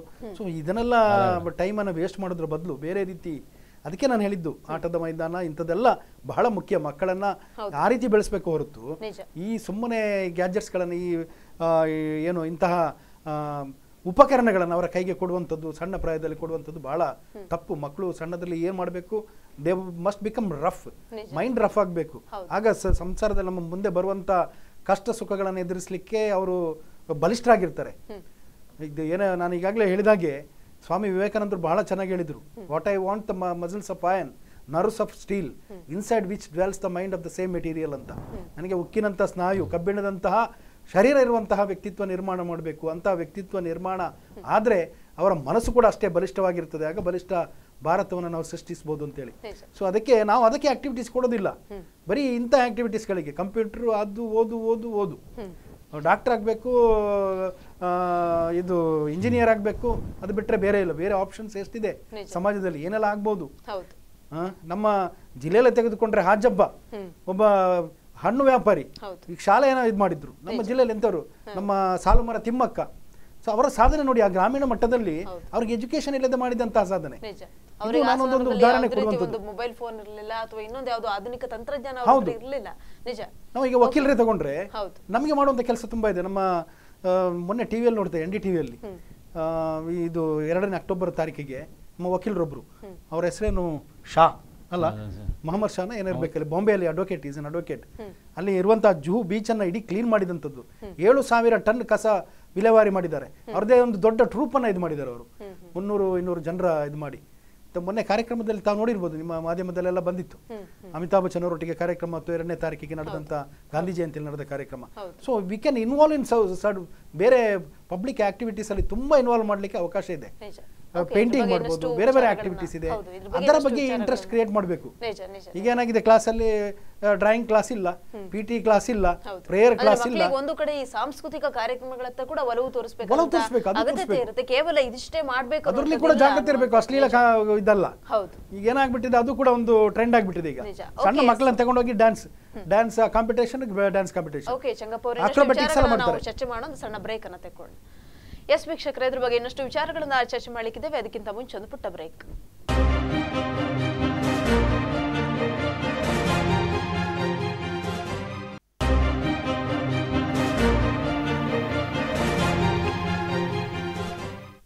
ಎಸ್ ಬ್ರೇಕ್ ನಂತರ ಪ್ರಚಲಿತಕ್ಕೆ ಮತ್ತೆ ಸ್ವಾಗತ.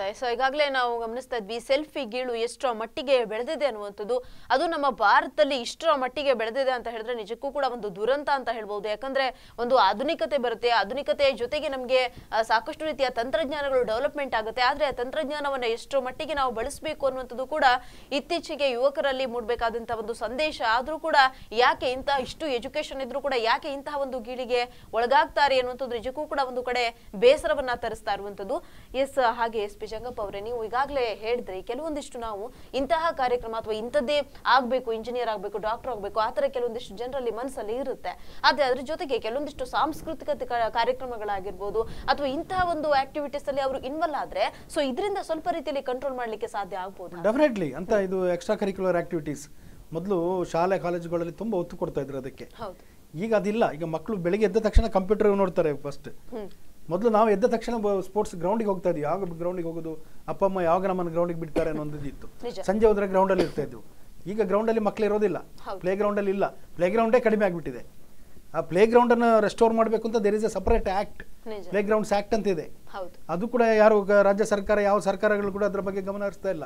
ದೊಡ್ಡ ದೊಡ್ಡ ಇನ್ಸ್ಟಿಟ್ಯೂಷನ್ಗಳನ್ನು ಕಟ್ತೇವೆ ನಾವು, ಆದರೆ ಅಲ್ಲಿ ಪ್ಲೇ ಗ್ರೌಂಡ್ ಕೂಡ ಇರಬೇಕು. ಶಾಲೆಯಲ್ಲಿ ಆಟದ ಮೈದಾನ ಕಡ್ಡಾಯ ಇರಬೇಕು. ಹೌದು. ಅದನ್ನು ಯಾರು ಈಗ ಫುಲ್ಫಿಲ್ ಮಾಡ್ತಾರೆ. ಎಲ್ಲ ಶಾಲಾ ಕಾಲೇಜುಗಳಿಗೆ ಪರ್ಮಿಷನ್ ಕೊಡ್ತಾರೆ, ಆಟದ ಮೈದಾನ ಇರೋದಿಲ್ಲ, ಎಕ್ಸ್ಟ್ರಾ ಕರಿಕ್ಯುಲರ್ ಆಕ್ಟಿವಿಟೀಸ್ ಇಲ್ಲ, ಬೇರೆ ಬೇರೆ ಕಾರ್ಯಕ್ರಮಗಳಿದೆ. ಮತ್ತೆ ಈಗ ಒಂದು ಗೀಳು ಸಣ್ಣ ಮಕ್ಕಳಲ್ಲಿ ಕರ್ಕೊಂಡೋಗಿ ಅವ್ರನ್ನ ಡ್ಯಾನ್ಸ್, ಈಗ ಕಾಂಪಿಟೇಷನ್ಸ್ ನೋಡಿದ್ದೀರಿ, ರಿಯಾಲಿಟಿ ಶೋಸ್, ಅದರಲ್ಲಿ ಬಹಳ ಆಕ್ರೋಬೆಟಿಕ್ಸ್ ಎಲ್ಲ ಮಾಡ್ತಾರೆ. ಅದನ್ನ ಅವರು ಜಿಮ್ನಾಸ್ಟಿಕ್ಸ್ ಅಲ್ಲಿ ಉಪಯೋಗ ಮಾಡಿದ್ರೆ, ನಮ್ಮ ನಾರ್ತ್ ಈಸ್ಟ್ ನಲ್ಲಿ ಒಬ್ಳು ಒಲಿಂಪಿಕ್ಗೆ ಹೋಗಿದ್ಲಲ್ಲ, ಹೆಸರು ಮರೆತು ನನಗೆ, ಬಹಳ ಅಚೀವ್ ಮಾಡಿದ್ಲು ಅವಳು. ಸೊ ಆ ರೀತಿ ಅಂತ ದೊಡ್ಡ ಅಚೀವ್ ಮಾಡ್ಬೋದು. ಅವ್ರನ್ನ ತಗೊಂಡೋಗಿ ಈ ಡ್ಯಾನ್ಸಿನ ಗೀಳಿಗೆ ಹಾಕ್ಬಿಡ್ತಾರೆ, ಅವ್ರಿಗೆ ಇನ್ನೂ ಡ್ಯಾನ್ಸ್ ಹುಚ್ಚೆ ಬಂತು ಅವರಿಗೆ. ಸೊ ಒಂದು ಪಬ್ಲಿಸಿಟಿ, ಆ ಡ್ಯಾನ್ಸ್ ಆ ಸಣ್ಣ ಮಕ್ಕಳಿಗೆ ಅದು ಇದೆಲ್ಲ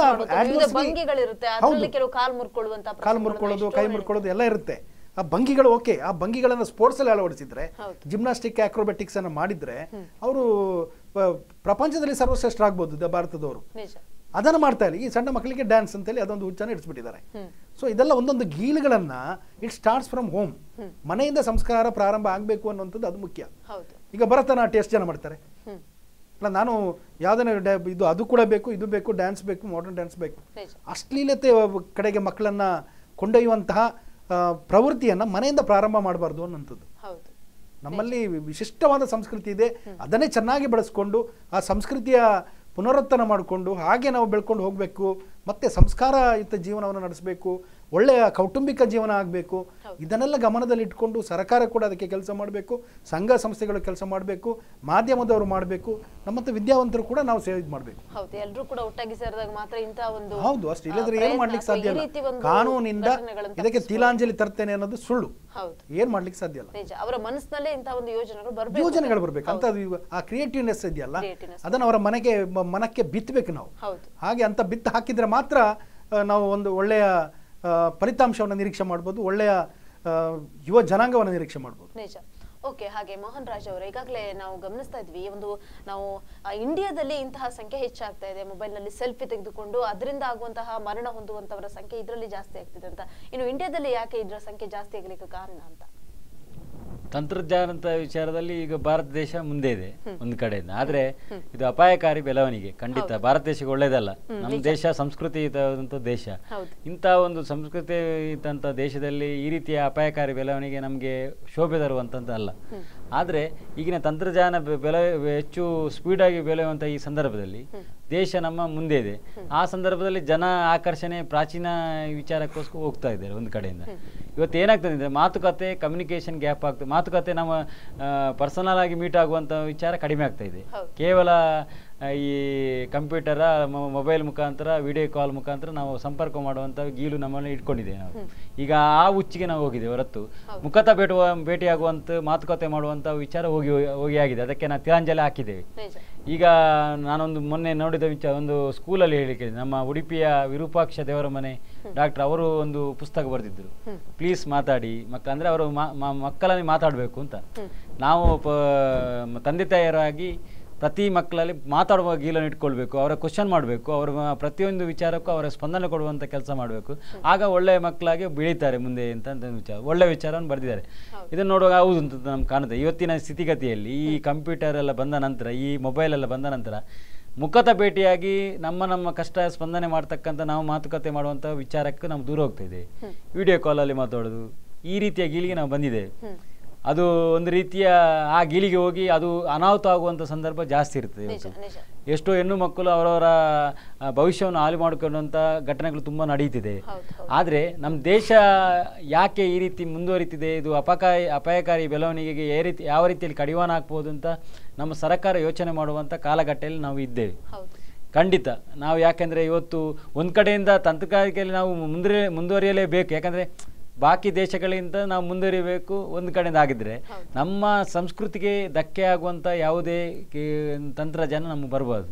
ಇವತ್ತು ಸಂಬಂಧಗಳ ವಿಚಾರದಲ್ಲಿ ಹೇಳಿದ್ರು ಸರ್, ಖಂಡಿತ. ನಮ್ಮ ಈ ಹಿಂದೆ ನಾವು ಒಂದು ಮನೆಯಲ್ಲಿ ಒಂದು ಕಡಿಮೆ ಪಕ್ಷ ಒಂದು 40-50 ಮಂದಿ 20-30 ಮಂದಿ ಒಟ್ಟಿಗೆ ಜೀವನ ಮಾಡುವಂಥ ಪರಿಸ್ಥಿತಿ ಈ ಹಿಂದೆ ಇತ್ತು. ಸಾಮೂಹಿಕ ಕುಟುಂಬ ಒಟ್ಟಿಗೆ ಸೇರಿ ಒಂದು ಮನೆಯಲ್ಲಿ ಇರ್ತಿದ್ರು. ಈಗ ಆಗಲ್ಲ, ಒಂದು ಮನೆಯಲ್ಲಿ 2-3 ಜನ ಇರುವಂಥ ಒಂದು ವಾತಾವರಣ ಸೃಷ್ಟಿಯಾಗಿರ್ತದೆ. ಆಗಿರುವಾಗ ಅವರ ಈಗ ನಮ್ಮ ತಂದೆ ತಾಯಿ, ನಮ್ಮ ಚಿಕ್ಕಪ್ಪ, ದೊಡ್ಡಪ್ಪ, ಅವರ ಮಕ್ಕಳು ಅವರೆಲ್ಲ ಈ ಹಿಂದೆ ಗೊತ್ತಾಗ್ತಿತ್ತು ನಮ್ಗೆ. ಅವರೆಲ್ಲ ಒಂದು ಆತ್ಮೀಯತೆ ನಮ್ಮಲ್ಲಿ ಇತ್ತು. ಈಗ ತನ್ನ ಚಿಕ್ಕಪ್ಪ ಯಾರು ಅಂತ ಗೊತ್ತಿರೋದು ಅಂಥ ಮಕ್ಕಳಿದ್ದಾರೆ ಕೆಳಗಡೆ. ಅವರಿಗೆ ಅವರಿಗೆ ಅವರನ್ನು ಭೇಟಿ ಮಾಡಿ ಇವರು ನಿನ್ನ ಚಿಕ್ಕಪ್ಪ ಅಂತ ಹೇಳುವಂಥ ಒಂದು ವಯದಾನ ನಮ್ಮ ತಂದೆ ತಾಯಿಗೆ ಇರುವುದಿಲ್ಲ. ಅಂಥ ಒಂದು ವಾತಾವರಣದಲ್ಲಿ ನಾವು ಇವತ್ತು ನಮ್ಮ ಮಕ್ಕಳು ಬೆಳೀತಿದ್ದಾರೆ. ಅದಕ್ಕೆ ನಾನು ಹೇಳೋದಂದರೆ, ನನಗೆ ಒಂದೂವರೆ ನಮ್ಮ ಹಿರಿಯರು ಕಲಿಸಿಕೊಟ್ಟಂಥ ಸಂಸ್ಕೃತಿ ಅದನ್ನು ಉಳಿಸಿಕೊಳ್ಬೇಕು. ಅದನ್ನು ಉಳಿಸಿಕೊಳ್ಳುವುದು ಹೇಗೆ? ಈ ಹಿಂದೆ ನಾವು ಖಂಡಿತ ನಾನು ಕೂಡ ನಾವು ಸಹ ರಜೆ ಒಂದು ಮನೆಯಿಂದ ಒಂದು ದಿನ ರಜೆ ಸಿಕ್ಕಿದ್ದಂತ ನಾವು ಪ್ಲೇ ಗ್ರೌಂಡ್ಗೆ ಹೋಗಿ ಕ್ರಿಕೆಟ್ ಆಡುವಂಥ ಗೀಲಲ್ಲಿ ಇಟ್ಕೊಂಡದವರು ನಾವು. ಈಗಾಗಲ್ಲ, ನಮಗೆ ಬೇಕಾದ ಮೊಬೈಲ್ ನೋಡಿಕೊಂಡು ನಮ್ಮ ಜೀವನ ಒಂದು ಮಕ್ಕಳು ಫ್ರೀ ಆದ ಕೂಡಲೇ ಮೊಬೈಲ್ಗೆ ಹೋಗ್ತಾರೆ. ಅವರ ಮೈಂಡ್ ಹೋಗೋದು ಮೊಬೈಲಿಗೆ. ನಾವು ಕೂಡ ಅಂತ ಅಡಿಕ್ಟ್ ಆಗ್ತಾ ಇದ್ದೇವೆ. ಒಂದು ಕಡೆಯಿಂದ ಫ್ರೀ ಇದ್ದ ಟೈಮಲ್ಲಿ ನಮ್ಮ ಸರ್ ಹೇಳಿದಾಗೆ ಮೊದಲು ನಾವು ಆ್ಯಸ್ ಎ ಅಡ್ವೊಕೇಟ್ ಆಗಿ ಜೂನಿಯರ್ಸ್ ಆಗಿ ಕೆಲಸ ಮಾಡುವಂಥ ಸಂದರ್ಭದಲ್ಲಿ ದೊಡ್ಡ ದೊಡ್ಡ ಪುಸ್ತಕಗಳನ್ನು ಕೊಡ್ತಾರೆ, ಅದನ್ನು ಓದ್ತಿದ್ದೆವು. ನಾವು ಓದಿ ಅದರಲ್ಲಿ ಇರತಕ್ಕಂಥ ಕಂಟೆಂಟ್ಸ್, ಈಗ ಈ ಸುಪ್ರೀಂ ಕೋರ್ಟ್ ಆಗಲಿ ಹೈಕೋರ್ಟ್ಗೆ ಕೊಟ್ಟಂಥ ಡಿಸಿಷನ್ಸ್ನ ಬಗ್ಗೆ ಓದಿ ತಿಳಿದುಕೊಂಡು ಮತ್ತೆ ನಾವು ಜಡ್ಜಸ್ಗೆ ಅದನ್ನು ತಿಳಿ ಹೇಳುವಂಥ ಕೆಲಸವನ್ನು ಮಾಡಬೇಕು ಹೊರತು ಈಗ ಏನಾಗಿದೆ, ಜಸ್ಟ್ ಹೆಡ್ಲೈನ್ಸ್ ಓದಿದ್ರೆ ಸಾಕಾಗೋದಿಲ್ಲ. ಕೆಲವೊಮ್ಮೆ ಅದರ ಒಳಗಡೆ ರೀಸನ್ಸ್ ಕೋಟ್ ಮಾಡಿ ನಮ್ಗೆ ಗೊತ್ತಿರೋದಿಲ್ಲ, ವ್ಯತಿರಿಕ್ತ ಆಗ್ತಿರ್ತದೆ. ನಮಗೆ ನಮ್ಮ ಕೇಸಸ್ಗೆ ವ್ಯತಿರಿಕ್ತ ಅಂತ ಅಲ್ಲಿ ಡಿಸ್ಕಸ್ ಮಾಡಿರ್ತದೆ, ಅದು ನಮ್ಗೆ ಗೊತ್ತಿರೋದಿಲ್ಲ. ಅದಕ್ಕೆ ಅಂಥ ಒಂದು ಎಲ್ಲ ಅಡ್ವೊಕೇಟ್ಸ್ ಆಗಲಿ ಡಾಕ್ಟರ್ಸ್ ಆಗಲಿ ಎಲ್ಲಕ್ಕೂ ನಾವು ಈಗ ಅಂತ ಕಡಿಮೆ ಕೂಡಲೇ ಹೋಗೋದು. ನಮ್ಮ ತಲೆಯಲ್ಲಿ ಗೂಗಲ್ಗೆ ಹೋಗ್ತೇವೆ, ನಾವು ಇಂಥ ವಿಷಯದಲ್ಲಿ ಅಲ್ಲಿ ಏನು ಅಂತ ಮಾಹಿತಿಯನ್ನು ಪಡ್ಕೊಳ್ಳೋದು. ಪುಸ್ತಕ ಓದುವಂಥ ಗೀಜು ಇಲ್ಲ. ಇದು ದೊಡ್ಡ ಪರಿಣಾಮ. ಇವತ್ತು ನಮ್ಮ ಸರ್ಚ್ ಮಾಡ್ತೇವೆ, ಪುಸ್ತಕ ಓದುವಂಥ ಜನ ಕಡಿಮೆ ಆಗ್ತಾ ಇದ್ದಾರೆ. ದಿನ ಹೋಗ್ತದೆ. ಪುಸ್ತಕ ಓದಾಗಲಿ ನ್ಯೂಸ್ ಪೇಪರ್ ಓದುವವರು ಎಲ್ಲ ಕಡಿಮೆ ಆಗ್ತಾ ಇದ್ದಾರೆ ದಿನ. ಈ ರೀತಿಯ ಒಂದು ಅಪಾಯಕಾರಿ ಬೆಳವಣಿಗೆ ಭಾರತ ದೇಶಕ್ಕೆ ಒಳ್ಳೆಯದಲ್ಲ. ಯಾಕಂದರೆ ಸಂಸ್ಕೃತಿಯಲ್ಲಿ ಬೆಳೆದಂಥ ದೇಶ ನಮ್ಮ ದೇಶ. ಈ ಸಂಸ್ಕೃತಿಗೆ ಪೆಟ್ಟು ಬೀಳುವಂತಷ್ಟಕ್ಕೆ ಹೋಗುವಾಗ ನಾವು ಸರ್ಕಾರ ಯೋಚನೆ ಮಾಡುವಂಥ ಕೆಲಸ ಆಗಬೇಕು. ಈ ರೀತಿ ಅಪಾಯಕಾರಿ ಈಗ ನೋಡಿ, ಒಂದು ಕಡೆಯಿಂದ ಸೆಲ್ಫಿ ತೆಗೆಯುವವರು ನಮ್ಮ ದೇಶದಲ್ಲಿ ಪ್ರಥಮ ಸ್ಥಾನದಲ್ಲಿದೆ ಅಂತ ಹೇಳಿದ್ರು. ಒಂದ್ ಕಡೆಯಿಂದ ಅದು ನೋಡುವಾಗ ನಮ್ಗೆ ಅಪಾಯಕಾರಿ ಬೆಳವಣಿಗೆ ಯಾರಿಗೂ ಗೊತ್ತಿಲ್ಲ. ಅದು ನಾವು ನಮಗೊಂದು ರೀತಿಯಲ್ಲಿ ಶೇಮ್. ಅದು ಸೆಲ್ಫಿ ತೆಗೋರು ನಾವು ಜಾಸ್ತಿ ಅಂತ ಇದ್ರೆ ಅದರಲ್ಲಿ ಏನು ಸಾಧನೆ ಮಾಡ್ಲಿಲ್ಲ. ನಾವು ಸಾಧನೆ ಕೆಲವರಿಗೆ ಆಗಿರ್ಬೋದು, ನಾವು ಸಾಧನೆ ಮಾಡ್ತಾ ಇದ್ದೇವೆ. ಖಂಡಿತ ನಮ್ಗೆ ದೊಡ್ಡ ಹೊಡೆತ. ಈಗ ಒಳ್ಳೆ ಸಮಯವನ್ನು ಒಳ್ಳೆ ರೀತಿಯಾಗಿ ಅದನ್ನು ವಿನಿಯೋಗಿಸಿದ್ರೆ ಏನೋ ಒಂದು ಸಾಧನೆ ಮಾಡ್ಬೋದು. ಆ ಸಾಧನೆ ಮಾಡುವ ಬದಲು ಜಸ್ಟ್ ಜನರಿಗೆ ನಾನು ಸೆಲ್ಫಿ ತೆಗೆಯೋದ್ರಲ್ಲಿ ನಾವು ಪ್ರಥಮ ಸ್ಥಾನ ಇಟ್ಕೊಂಡಿದ್ದೆ ಅಂದರೆ ಅದು ದೊಡ್ಡ ಸಾಧನೆ ಅಲ್ಲ, ನಮ್ಮ ದೇಶಕ್ಕೆ ಅದೊಂದು ಮಾರಕ ಅಂತ ಹೇಳ್ಬೋದು. ಅದಕ್ಕೋಸ್ಕರ ಸರ್ಕಾರ ಯೋಚನೆ ಮಾಡುವಂಥ ಕಾಲಘಟ್ಟದಲ್ಲಿ ಇದೆ. ಸರ್ಕಾರ ಈ ಬಗ್ಗೆ ಯೋಚನೆ ಮಾಡಬೇಕು. ಚಿಕ್ಕ ಮಕ್ಕಳು ಈ ಸೆಲ್ಫಿ ತೆಗೆಯುವಂಥ ಗೀಳಿಗೆ ಹೋಗೋದ ರೀತಿಯಲ್ಲಿ ಯಾವ ರೀತಿ ಕಡಿವಾಣ ಹಾಕಬೇಕು, ಶಾಲೆಗಳಿಗೆ ಯಾವ ರೀತಿಯ ನಿಯಮವನ್ನು ಪಾಲನೆ ಮಾಡಬೇಕು ಅಂತ ಇನ್ಸ್ಟ್ರಕ್ಷನ್ ಕೊಡುವಂಥ ಕೆಲಸ ಇವತ್ತು ಆಗಬೇಕು. ಮಕ್ಕಳ ಭವಿಷ್ಯ ಒಳ್ಳೆಯದಾಗಬೇಕು ಅಂತ ದೃಷ್ಟಿಕೋನದಲ್ಲಿ ಯೋಚನೆ ಮಾಡುವಂಥ ಕೆಲಸ ಕೇವಲ ಸರ್ಕಾರ ಮಾತ್ರ ಅಲ್ಲ, ನಮ್ಮ ತಂದೆ ತಾಯಿಯರು ಯೋಚನೆ ಮಾಡಬೇಕು, ಜನಸಾಮಾನ್ಯರು ಯೋಚನೆ ಮಾಡುವಂಥ ಕಾಲಘಟ್ಟ ಆಗಬೇಕು. ಇದಕ್ಕೆಲ್ಲಕ್ಕೂ ನಾವೆಲ್ಲ ಸೇರಿ ಒಂದು ಪರಿಹಾರವನ್ನು ಹುಡುಕುವಂಥ ಕೆಲಸ ಆಗಬೇಕು. ಹಾಗೆ ಎಸ್ ಪಿ ಚಂಗಪ್ಪ ಅವರು, ಈಗಾಗಲೇ ನಾವು ಮಾತಾಡ್ತಾ ಇದ್ವಿ ಭಾರತದಲ್ಲಿ ಇದರ ಸಂಖ್ಯೆ ಹೆಚ್ಚಾಗಿ ಕಂಡು ಬರ್ತಾ ಇದೆ ಅಂತ. ಸುಮಾರು ನಾವು ಅಂಕಿಅಂಶದ ಪ್ರಕಾರ ನೋಡಿದಾಗ 127 ಜನ ಸೆಲ್ಫಿ ಸಾವಿನಲ್ಲಿ ಭಾರತದ ಪಾಲು 76ರಷ್ಟು ಇದೆ ಅನ್ನುವಂಥದ್ದು. ಅಂದ್ರೆ ಜಗತ್ತಿನಲ್ಲಿ ನಾವು ತೆಗೆದುಕೊಂಡ್ರೆ ಭಾರತ ಫಸ್ಟ್ ನಂಬರ್ 1 ಇದೆ ಅನ್ನುವಂಥದ್ದು. ಸೆಲ್ಫಿ ಸಾವಿನಲ್ಲಿ ಇಷ್ಟರ ಮಟ್ಟಿಗೆ ಸಂಖ್ಯೆ ಹೆಚ್ಚಾಗ್ತಾ ಇದೆ ಅಂದ್ರೆ ಮುಖ್ಯವಾದಂತಹ ಕಾರಣ ಏನಿರ್ಬೋದು ಅಂತ? ಹಾಗಾದ್ರೆ ನೋಡಿ, ಏನಾಗಿದೆ, ಏನೇ ಒಂದು ಫ್ಯಾಷನ್ ಬಂದ್ರೆ ಯುವ ಜನಾಂಗ ಬೇಗ ಆಕರ್ಷಿತರಾಗ್ತಾರೆ. ಇದು ನಮ್ಮ ದೇಶಕ್ಕೆ ಸ್ವಲ್ಪ ಲೇಟಾಗಿ ಬಂತು ಈ ಗೀಳೆಲ್ಲ. ಏನೀಗ ಈ ಗ್ಯಾಜೆಟ್ಸ್ ಇರುವಂಥದ್ದು, ಮೊಬೈಲ್ ಇರ್ಬೋದು, ಇದೆಲ್ಲ ಪಾಶ್ಚಿಮಾತ್ಯ ದೇಶಗಳಲ್ಲಿ ಬಂದು ಅಳಿದ ನಂತರ ಇಲ್ಲಿ ನಾವು ಪ್ರಾರಂಭ ಮಾಡಿದೆವು. ಈಗ ನಮಗೆ ಅದೇನೋ ಅಲ್ಪನಿಗೆ ಐಶ್ವರ್ಯ ಬಂದರೆ ಅರ್ಧ ರಾತ್ರಿಯಲ್ಲಿ ಕೊಡೆ ಹಿಡಿಯುವ ಹಾಗೆ ಈಗ ಅಲ್ಪನಿಗೆ ಐಶ್ವರ್ಯ ಬಂದಾಗ ಆಗಿದೆ ನಮಗೆ. ಎಲ್ಲ ಜನರಲ್ಲಿ ಆಗಿದೆ. ತಂತ್ರಜ್ಞಾನ ಅದನ್ನ ಅವರು ಎಷ್ಟು ಮಟ್ಟಿಗೆ ಎಷ್ಟು ಬೇಕು ಅಷ್ಟು ಯೂಸ್ ಮಾಡ್ತಾರೆ. ಏನೋ ಒಂದು ದೊಡ್ಡ ಸಾಧನೆ, ನಾವೊಂದು ಸೆಲ್ಫಿ ತೆಗೆದು ಒಂದು ಫೇಸ್ಬುಕ್ ಅಲ್ಲಿ ಫೋಟೋ ಹಾಕಿ ಅಲ್ಲಿ ಇದ್ರಲ್ಲಿ ಹಾಕಿಬಿಟ್ರೆ ಏನೋ ಒಂದು ದೊಡ್ಡ ಅಚೀವ್ ಮಾಡಿದ್ದೇವೆ. ನಾನು ಅಲ್ಲಿ ಮಲೇಷ್ಯಾಕ್ಕೆ ಹೋಗಿದ್ದೇನೆ, ಸಿಂಗಾಪುರ್ಗೆ ಹೋಗಿದ್ದೇನೆ, ಅಲ್ಲಿ ತೆಗೆದು ಫೋಟೋ ಹಾಕೋದು, ಸೆಲ್ಫಿ ತೆಗೆದು ಹಾಕೋದು, ಅದು ಹಾಕಿ ದೊಡ್ಡ ಅಚೀವ್ಮೆಂಟ್. ಅಂದರೆ ಈ ಸಮಾಜಕ್ಕೆ ನಾವು ಏನು ಮಾಡ್ತಾ ಇದ್ದೇವೆ ಅಂತ ಗೊತ್ತಾಗಬೇಕು ಅಂತ ಇವ್ರಿಗುಂಟು. ಈಗಾಗಲೇ ನಮ್ಮ ಮಿತ್ರರು ಹೇಳಿದಾಗೆ ಈ ಕೌಟುಂಬಿಕ ಲಿಂಕ್ ಅಪ್ ಇದೆಯಲ್ಲ, ಅದು ಬ್ರೇಕ್ ಆಗಿದೆ ಕಂಪ್ಲೀಟ್ಲಿ. ಈಗ ಸಂಸಾರ ಅನ್ನುವಂಥದ್ದು ಇಲ್ಲ, ಇದು ಇಂಟರಾಕ್ಷನ್ ಬಿಟ್ವೀನ್ ಪರ್ಸನ್ಸ್. ಮಾತು ಈಗ ನಾವೀಗ ಒಂದು ಭಾವನಾತ್ಮಕವಾಗಿ ನಾವು ಮಾತಾಡ್ತೇವೆ. ಈಗ ನಾವಿಬ್ಬರು ಮಾತಾಡುವಾಗ ಹೀಗೆ ಮಾತಾಡುವಾಗ ಹಾಗೆ ನೀವೀಗ ಫೋನಲ್ಲಿ ಮಾತಾಡಿದ್ರೆ ನಿಮ್ಮ ವಾಟ್ ಈಸ್ ಯುವರ್ ಎಕ್ಸ್ಪ್ರೆಷನ್, ಹೌದು. ನನಗೇನು ಗೊತ್ತಿಲ್ಲ, ನೀವು ನಿಮ್ಮ ಯಾವ ಕೋಪದಲ್ಲಿ ಮಾತಾಡ್ತೀರಾ, ಖುಷಿಯಲ್ಲಿ ಮಾತಾಡ್ತೀರಾ, ಏನು ಗೊತ್ತಿರೋದಿಲ್ಲ. ನಿಜ. ಈ ಭಾವನೆಗಳು ನಾವು ಎದುರೆದುರು ಮಾತಾಡೋದಕ್ಕೂ ಈ ಗ್ಯಾಜೆಟ್ಸ್ಗಳ ಮುಖಾಂತರ ಮಾತಾಡೋದಕ್ಕೂ ವ್ಯತ್ಯಾಸ ಇದೆ. ಹೌದು. ಈ ಭಾವನೆಗಳನ್ನ ಅರಿತು ಮಾತನಾಡೋದಕ್ಕೂ ವ್ಯತ್ಯಾಸ ಇದೆ. ನಿಜ. ಸೊ ಅರಿತು ಮಾತಾಡಿದ್ರೆ ಇಂಥ ಸಮಸ್ಯೆಗಳು ಬರೋದಿಲ್ಲ. ಸೊ ಈ ಅರಿತು ಮಾತಾಡೋದು ಬಹಳ ಕಡಿಮೆ ಆಗಿದೆ. Parent student interaction, parent children interaction, teacher parent ಇದು ಟೀಚರ್ ಸ್ಟೂಡೆಂಟ್ ಇಂಟ್ರಾಕ್ಷನ್ ತುಂಬ ಕಡಿಮೆ ಆಗಿದೆ. ಹೌದು. ಈಗೆಲ್ಲ ಇಂಥದ್ರೆ ಕಂಪ್ಯೂಟರ್ ಮೂಲಕಲ್ಲ ಆಗಿದೆ. ಎಷ್ಟರ ಮಟ್ಟಿಗೆ ಅಂತ ಹೇಳಿದರೆ ಬೆಂಗಳೂರಿನಲ್ಲಿ 7 ಫ್ಯಾಮಿಲಿ ಕೋರ್ಟ್ ಇದೆ. ಫ್ಯಾಮಿಲಿ ಕೋರ್ಟ್ ಮೊದಲೆಲ್ಲ ಒಂದಿತ್ತು, ನಮ್ಮ ಜಿಲ್ಲೆಗೆ ಒಂದಿದೆ. ಫ್ಯಾಮಿಲಿ ಕೋರ್ಟ್ 7 ಇದೆ. ಅಲ್ಲಿ ನಾವು ಸುಮಾರು 2-3 ಕೇಸ್ ಫೈಲ್ ಮಾಡಲಿಕ್ಕೆ ಹೋದಾಗ ಆ ಫೈಲ್ ಮಾಡುವಾಗ ಅಲ್ಲಿ ಕ್ಲರ್ಕ್ ಕೇಳ್ತಾರೆ, ಸರ್ ಇದು ಇವರು ITBT ಅಲ್ಲಿ ಕೆಲಸ ಮಾಡ್ತಾರಾ, ಫೇಸ್ಬುಕ್ ಲವ್, ವಾಟ್ಸಪ್ ಲವ್ ಅಂತ ಕೇಳ್ತಾರೆ. ಅಂದರೆ ಡೈವರ್ಸ್ ಕೇಸ್ ನಾವು ಹಾಕ್ಲಿಕ್ಕೆಲ್ಲ ಹೋದಾಗ ಆಗ ಅವ್ರು ಕೇಳುವಂಥ ಅಷ್ಟರ ಮಟ್ಟಿಗೆ ಹೋಗಿದೆ. ಈಗ ಇದರ ಪರಿಣಾಮ, ಈ ತಂತ್ರಜ್ಞಾನದ ಪರಿಣಾಮ, ಒಬ್ಬ ಕ್ಲರ್ಕ್ ಕೂಡ ನೀವು ಕೇಸ್ ಫೈಲ್ ಮಾಡೋಕ್ಕೆ ಕೇಳ್ತಾನೆ, sir WhatsApp love Facebook love ಅಂತ ಕೇಳ್ತಾನೆ. ಇಂತಹ ಪರಿಸ್ಥಿತಿ ಅಂದರೆ ಸಂಬಂಧಗಳಿಗೆ ಅರ್ಥ ಇಲ್ಲದಂತಹ ಸಂಬಂಧ ಆಗಿಬಿಟ್ಟಿದೆ ಈಗ ಇದರಿಂದ. ಸೊ ಇದು ಅದಕ್ಕೆ ನಾನು ಪ್ರತಿ ಸರಿ ಒತ್ತು ಕೊಡುವಂಥದ್ದು, ಸಾಂಸ್ಕಾರಿಕವಾಗಿ ಸಂಸ್ಕಾರ ಮನೆಯಿಂದ ಪ್ರಾರಂಭ ಆದರೆ ಮಾತ್ರ ತಂದೆ ತಾಯಿಗಳು ಇದಕ್ಕೆ ಸ್ವಲ್ಪ ಕಂಟ್ರೋಲ್ ಇಟ್ಕೊಂಡು ಅವರ ಮಕ್ಕಳೊಟ್ಟಿಗೆ ಇಂಟ್ರ್ಯಾಕ್ಷನ್, ಫ್ರೆಂಡ್ಲಿನೆಸ್, ಅವರ ಸಮಸ್ಯೆಗಳನ್ನು ಅರಿತು ಅದಕ್ಕೆ ಪರಿಹಾರ ಸೂಚಿಸುವಂಥದ್ದು, ಅವರ ಮನಸ್ಸಿನಲ್ಲಿ ಏನು ಗುರಿ ಇದೆ, ಆ ಒಳ್ಳೆಯ ಕೆಟ್ಟ ಗುರಿ ಇದ್ದರೆ ಅದನ್ನು ಅಳಿಸಿ ಹಾಕಿ ಒಳ್ಳೆಯ ಗುರಿಗಳನ್ನು ಮನೆಗೆ ಅದರಿಂದ ಆಗುವಂಥ ಪರಿಣಾಮಗಳು ಅದನ್ನು ವಿವರಿಸಿ ಹೇಳುವಂಥದ್ದು, ಇದೆಲ್ಲ ಆಗೋದು ಯಾವಾಗ ಎದುರೆದುರು ಮಾತಾಡಿ ಇಂಟ್ರಾಕ್ಷನ್ ಇದ್ದರೆ ಮಾತ್ರ. ಸೊ ಈ ಇಂಟರಾಕ್ಷನ್ ತುಂಬ ಕಡಿಮೆ ಆಗಿದೆ. ಇದು ಮನೆಯಿಂದ ಇಂಟ್ರಾಕ್ಷನ್ ಪ್ರಾರಂಭ ಆಗಬೇಕು. ಸ್ಕೂಲ್ನಲ್ಲಿ ಟೀಚರ್ಸ್ ಅಂದರೆ ಮೊದಲು ನಮಗೆ, ನಾನು ನರ್ಸರಿಯಿಂದ ಹಿಡಿದು ಇಷ್ಟವರೆಗೆ ಓದಿದಂಥ ಎಲ್ಲ ಟೀಚರ್ಸನ್ನು ನಾನು ನೆನಪು ಮಾಡ್ತೇನೆ. ಯಾಕೆಂದರೆ ಅವರ ಇಂಟ್ರಾಕ್ಷನ್ ನಮ್ಮೊಟ್ಟಿಗೆ ಅಷ್ಟು ಚೆನ್ನಾಗಿತ್ತು. ನಾವು ತುಂಟನಾಗಿದ್ರು ಕೂಡ ನಾವು ತುಂಟನಾಗಿ ಅವನು ಯಾವ ರೀತಿ ತಿದ್ದಬೇಕು ಅಂತ ಟೀಚರ್ಸಿಗೆ ಗೊತ್ತಿತ್ತು. ಈಗ ಟೀಚರ್ಸಿಗೆ ಒಂದು ಬ್ಯಾಚ್ ಹೋದ ನಂತರ ಇನ್ನೊಂದು ಬ್ಯಾಚ್ ಬಂದರೆ ಹಿಂದಿನ ಬ್ಯಾಚ್ ಯಾರಿದ್ದಾರೆ ಅಂತ ಅವರಿಗೆ ಗೊತ್ತಿಲ್ಲ. ಸೊ ಅವರು ಪ್ರೊಫೆಷನಲ್ ಪಕ್ಕ, ಸಂಬಳ ಬಂತು, ಏನು ಪಾಠ ಮಾಡಿದ್ರು ಹೋದರು. ಸ್ಟೂಡೆಂಟ್ ಟೀಚರ್ ಇಂಟರಾಕ್ಷನ್ ಇಲ್ಲ. ಇದು ಬಹಳ ಮುಖ್ಯ. ಇಲ್ಲಿ ಪ್ರತಿಷ್ಠಿತ ಕಾಲೇಜುಗಳಲ್ಲಿ ಮಂಗಳೂರಿನಲ್ಲಿ ಹೇಗೆ ಅಂತ ಹೇಳಿದರೆ, ಲೆಕ್ಚರರ್ಸ್ ದೇ ಕೆನಾಟ್ ಸ್ಟೂಡೆಂಟ್ಸಿಗೆ ಏನು ಬೈಲೇಬಾರ್ದು, ಅಕಾಡೆಮಿಕ್ ವಿಷಯಕ್ಕೆ ಏನು ಹೇಳಬಾರ್ದು. ಯಾಕೆಂದರೆ ಅವರು ಅಗಾಧ ಪ್ರಮಾಣದ ಡೊನೇಷನ್ ಕೊಟ್ಟು ಬಂದಿದ್ದಾರೆ. ನಮ್ಮ ಕಾಲೇಜಿಗೆ ಡೊನೇಷನ್ ಕೊಟ್ಟು ಬರೋರ ಸಂಖ್ಯೆ ಕಡಿಮೆ ಆಗ್ತದೆ. ಇದು actual practical thing happening in Mangalore. It is educational hub Mangalore. ಇಲ್ಲಿ ದೊಡ್ಡ ಪ್ರತಿಷ್ಠಿತ ಕಾಲೇಜುಗಳಲ್ಲಿ ಹೇಗೆ ಅಂತ ಹೇಳಿದ್ರೆ ಮ್ಯಾನೇಜ್ಮೆಂಟ್ ಏನು ಹೇಳ್ತದೆ, ಯಾವುದೇ ಕಾರಣಕ್ಕೂ ಸ್ಟೂಡೆಂಟ್ಸ್ಗೆ ಬೈಬೇಡಿಂದ, ಸ್ವಲ್ಪ ಜೋರಾಗಿ ಮಾತಾಡಿದ್ರೆ ಅವರು HODಗೂ ಇನ್ನೊಬ್ಬರಿಗೆ ಹೋಗಿ ಕಂಪ್ಲೇಂಟ್ ಕೊಡ್ತಾರೆ. ಅಂತಹ ಪರಿಸ್ಥಿತಿ ಇಲ್ಲಿ ನಿರ್ಮಾಣ ಇದೆ. ನನಗೆ ಉದಾಹರಣೆ ಸಹಿತಗಳ ಗೊತ್ತಿದೆ, ಹೇಳಲಿಕ್ಕೆ ಆಗೋದಿಲ್ಲ. ಸೊ ಇದು ಪರಿಸ್ಥಿತಿ ನಿರ್ಮಾಣ ಆಗಿದೆ. ಇಂಥ ಪರಿಸ್ಥಿತಿ ಇದೆ, ಇಂಟರಾಕ್ಷನ್ ಇಲ್ಲ. ಅದು ಇಟ್ಸ್ ಅ ಬಿಗ್ ಝೀರೋ. ಹೌದು. ಈಗಾಗಲೇ ನೀವು ಹೇಳಿದ್ರಿ ಫೇಸ್ಬುಕ್ ಲವ್ ಆಗಿರ್ಬೋದು, ಮತ್ತೆ ಈ ವಾಟ್ಸ್ಆಪ್ ಲವ್ ಆಗಿರ್ಬೋದು, ಇಂಥದ್ದನ್ನ ಹೇಳಿದ್ರಿ. ನಿಮ್ಗೆ ತಿಳಿದ ಹಾಗೆ ಅಂದ್ರೆ ನೀವು ಒಬ್ರು ಲಾಯರ್ ಆಗಿ ನೀವು ಅಂತಹ ಕೇಸುಗಳನ್ನ ಹೆಚ್ಚಿನಾಗಿ ಹ್ಯಾಂಡಲ್ ಮಾಡ್ತಾ ಇರ್ತೀರಾ. ಇಂಥದ್ರಿಂದಾಗಿ ಎಷ್ಟು ಒಂದು ಕುಟುಂಬಗಳು ಯಾವ ರೀತಿಯಲ್ಲಿ ಸಂಬಂಧಗಳು ಕಡಿದು ಹೋಗುವಂತಹ ಪ್ರಯತ್ನಗಳಾಗಿದೆ ಅಂತ? ತುಂಬಾ ಆಗಿದೆ. ನಾನು ಅದೇ ಹೇಳಿದ್ನಲ್ಲ, ಬೆಂಗಳೂರಿನಲ್ಲಿ ಒಂದು ಫ್ಯಾಮಿಲಿ ಕೋರ್ಟ್ ಇತ್ತು, 7 ಕೋರ್ಟ್ ಆಗಿದೆ. ಮಂಗಳೂರಿನಲ್ಲಿ ಫ್ಯಾಮಿಲಿ ಕೋರ್ಟ್ ಇರಲಿಲ್ಲ. ಸಣ್ಣ ಕೋರ್ಟ್ನಲ್ಲಿ 1-2-3 ಕೇಸ್ಗಳು, ಡೈವರ್ಸ್ ಕೇಸ್ಗಳು ಬಹಳ ಅಪರೂಪ. ಈಗ ಆ ಕೋರ್ಟ್ ತುಂಬಾ ರಶ್ ಆಗಿದೆ, ದಿನ ರಶ್. ಅಲ್ಲಿ ಅಷ್ಟು ರಶ್ ಆಗಿದೆ. ಎಲ್ಲ ಹೊರಗೆ ಕೆಲಸ ಮಾಡ್ತಾ ಇರ್ತಾರೆ. ಅಲ್ಲಿ ಯಾರನ್ನೋ ಪ್ರೀತಿಸಿ ಮದುವೆ ಆಗ್ತಾರೆ. ಇದೇ ವಾಟ್ಸಪ್ ಇದರಲ್ಲಿ ಲವ್ ಆಗ್ತದೆ. ಅವನ ಬ್ಯಾಕ್ ಗ್ರೌಂಡ್ ಏನು ಅಂತ ಗೊತ್ತಿರೋದಿಲ್ಲ, ಅವನು ಯಾರು ಅಂತ ಗೊತ್ತಿರೋದಿಲ್ಲ, ಅವನು ಕಳ್ಳನೋ ಸುಳ್ಳನೋ ಒಳ್ಳೆಯವರ ಮಗನೋ ಏನದು ಅವನ ಫೇಸ್ಬುಕ್ ಇದನ್ನು ನೋಡಿ ಆಗ್ತದೆ. ತುಂಬಾ ಕೇಸ್ಗಳು ನಾನು ಉದಾಹರಣೆ ಕೊಡ್ಬೋದು ಈಗ. ಸೊ ಆದರೆ ಇದರಿಂದ ಪ್ರಾರಂಭ ಆಗುವಂಥದ್ದು ಈ ತಂತ್ರಜ್ಞಾನದಿಂದ. ಈಗ ಒಂದು ಕೇಸ್ ನಡೆಸ್ತಾ ಇದ್ದೇನೆ, ಅದರಲ್ಲಿ ಕೂಡ ಹಾಗೆ ಫೇಸ್ಬುಕ್ ಲವ್. ಸೊ ಅದು ಎಂಡೆಡ್ ಅಪ್ ಇನ್ ಕ್ರೈಮ್. ಏನಾಯ್ತು ಅಂದ್ರೆ ಹುಡುಗಿಗೆ ಸ್ಟ್ಯಾಬ್ ಮಾಡ್ತಾನೆ, ಹುಡುಗ ಸ್ಟ್ಯಾಬ್ ಮಾಡಿ ಪರ್ಸನಲ್ ಕೇಸ್ ಆಗಿ ಈಗ ಕೇಸ್ ನಡೀತಾ ಇದೆ. ನಾನು ಯಾವ ಉಲ್ಲೇಖ ಮಾಡ್ಲಿಕ್ಕೆ ಆಗುದಿಲ್ಲ ಅಲ್ಲ. ಇಂಥ ಪ್ರಕರಣಗಳು ತುಂಬಾ ಇದೆ. ವಿಶೇಷವಾಗಿ ನಮಗೆ ವಕೀಲರಿಗೆಲ್ಲ ಏನು ಸಮಾಜದಲ್ಲಿರುವ ಸಮಸ್ಯೆ ಏನಿದೆ ನಮಗೆ ಬರ್ತದೆ. ಈ ಡಾಕ್ಟರೇ ಆಗ್ಲಿ, ಇಂಜಿನಿಯರ್ ಆಗ್ಲಿ, ಯಾವುದೇ ಸ್ಥಾನ ಇದ್ರೂ ಕೂಡ end up in court. So ಅದರಿಂದ ನಮ್ಗೆಲ್ಲ ಸಮಸ್ಯೆ ಗೊತ್ತಾಗ್ತದೆ. ಅದರಿಂದ ನಾವು ಕೂಡ ಹೌದು. ಸೊ ಇದರ ತಿಳ್ಕೊಂಡು ನಾವು ಕೂಡ ಲೀಗಲ್ ಅವೇರ್ನೆಸ್ ಕ್ಯಾಂಪ್ಗಳು ತುಂಬಾ ಮಾಡ್ತಾ ಇದ್ದೇವೆ. ನಾವು ಅಂತೂ ಸಂಘ ಸಂಸ್ಥೆಗಳು ಕೂಡ ಹೆಚ್ಚು ಮಾಡಬೇಕು. ನಿಜ. ಓಕೆ, SP ಚಂಗಪ್ಪ ಅವರೇ, ಹಾಗೆ ಮೋಹನ್ ರಾಜ್ KR ಅವರೇ, ನಮ್ಮ ಕಾರ್ಯಕ್ರಮದಲ್ಲಿ ಬಂದು ಇವತ್ತು ಸಾಕಷ್ಟು ವಿಚಾರಗಳನ್ನ ನೀವು ಚರ್ಚೆ ಮಾಡಿದ್ರಿ. ಯಾಕಂತ ಹೇಳಿದ್ರೆ ನಮ್ಮ ಭಾರತ ಸೆಲ್ಫಿಯಲ್ಲಿ ಮುಂದಿದೆ ಅಂತ ಹೇಳಿದ್ರೆ, ಅಥವಾ ಅದರನ್ನ ಸೆಲ್ಫಿ ತೆಗೆಸಿಕೊಂಡು ಅದರಲ್ಲಾಗುವಂತಹ ಅನಾಹುತದಿಂದ ಎಷ್ಟೋ ಜನ ಸಾವನ್ನಪ್ತಾ ಇದ್ದಾರೆ. ಅದರಲ್ಲಿ ಮುಂದಿದೆ ಅಂದ್ರೆ ನಿಜ ಕೂಡ ಒಂದು ದುರಂತ ಅಂತ ಹೇಳ್ಬೋದು.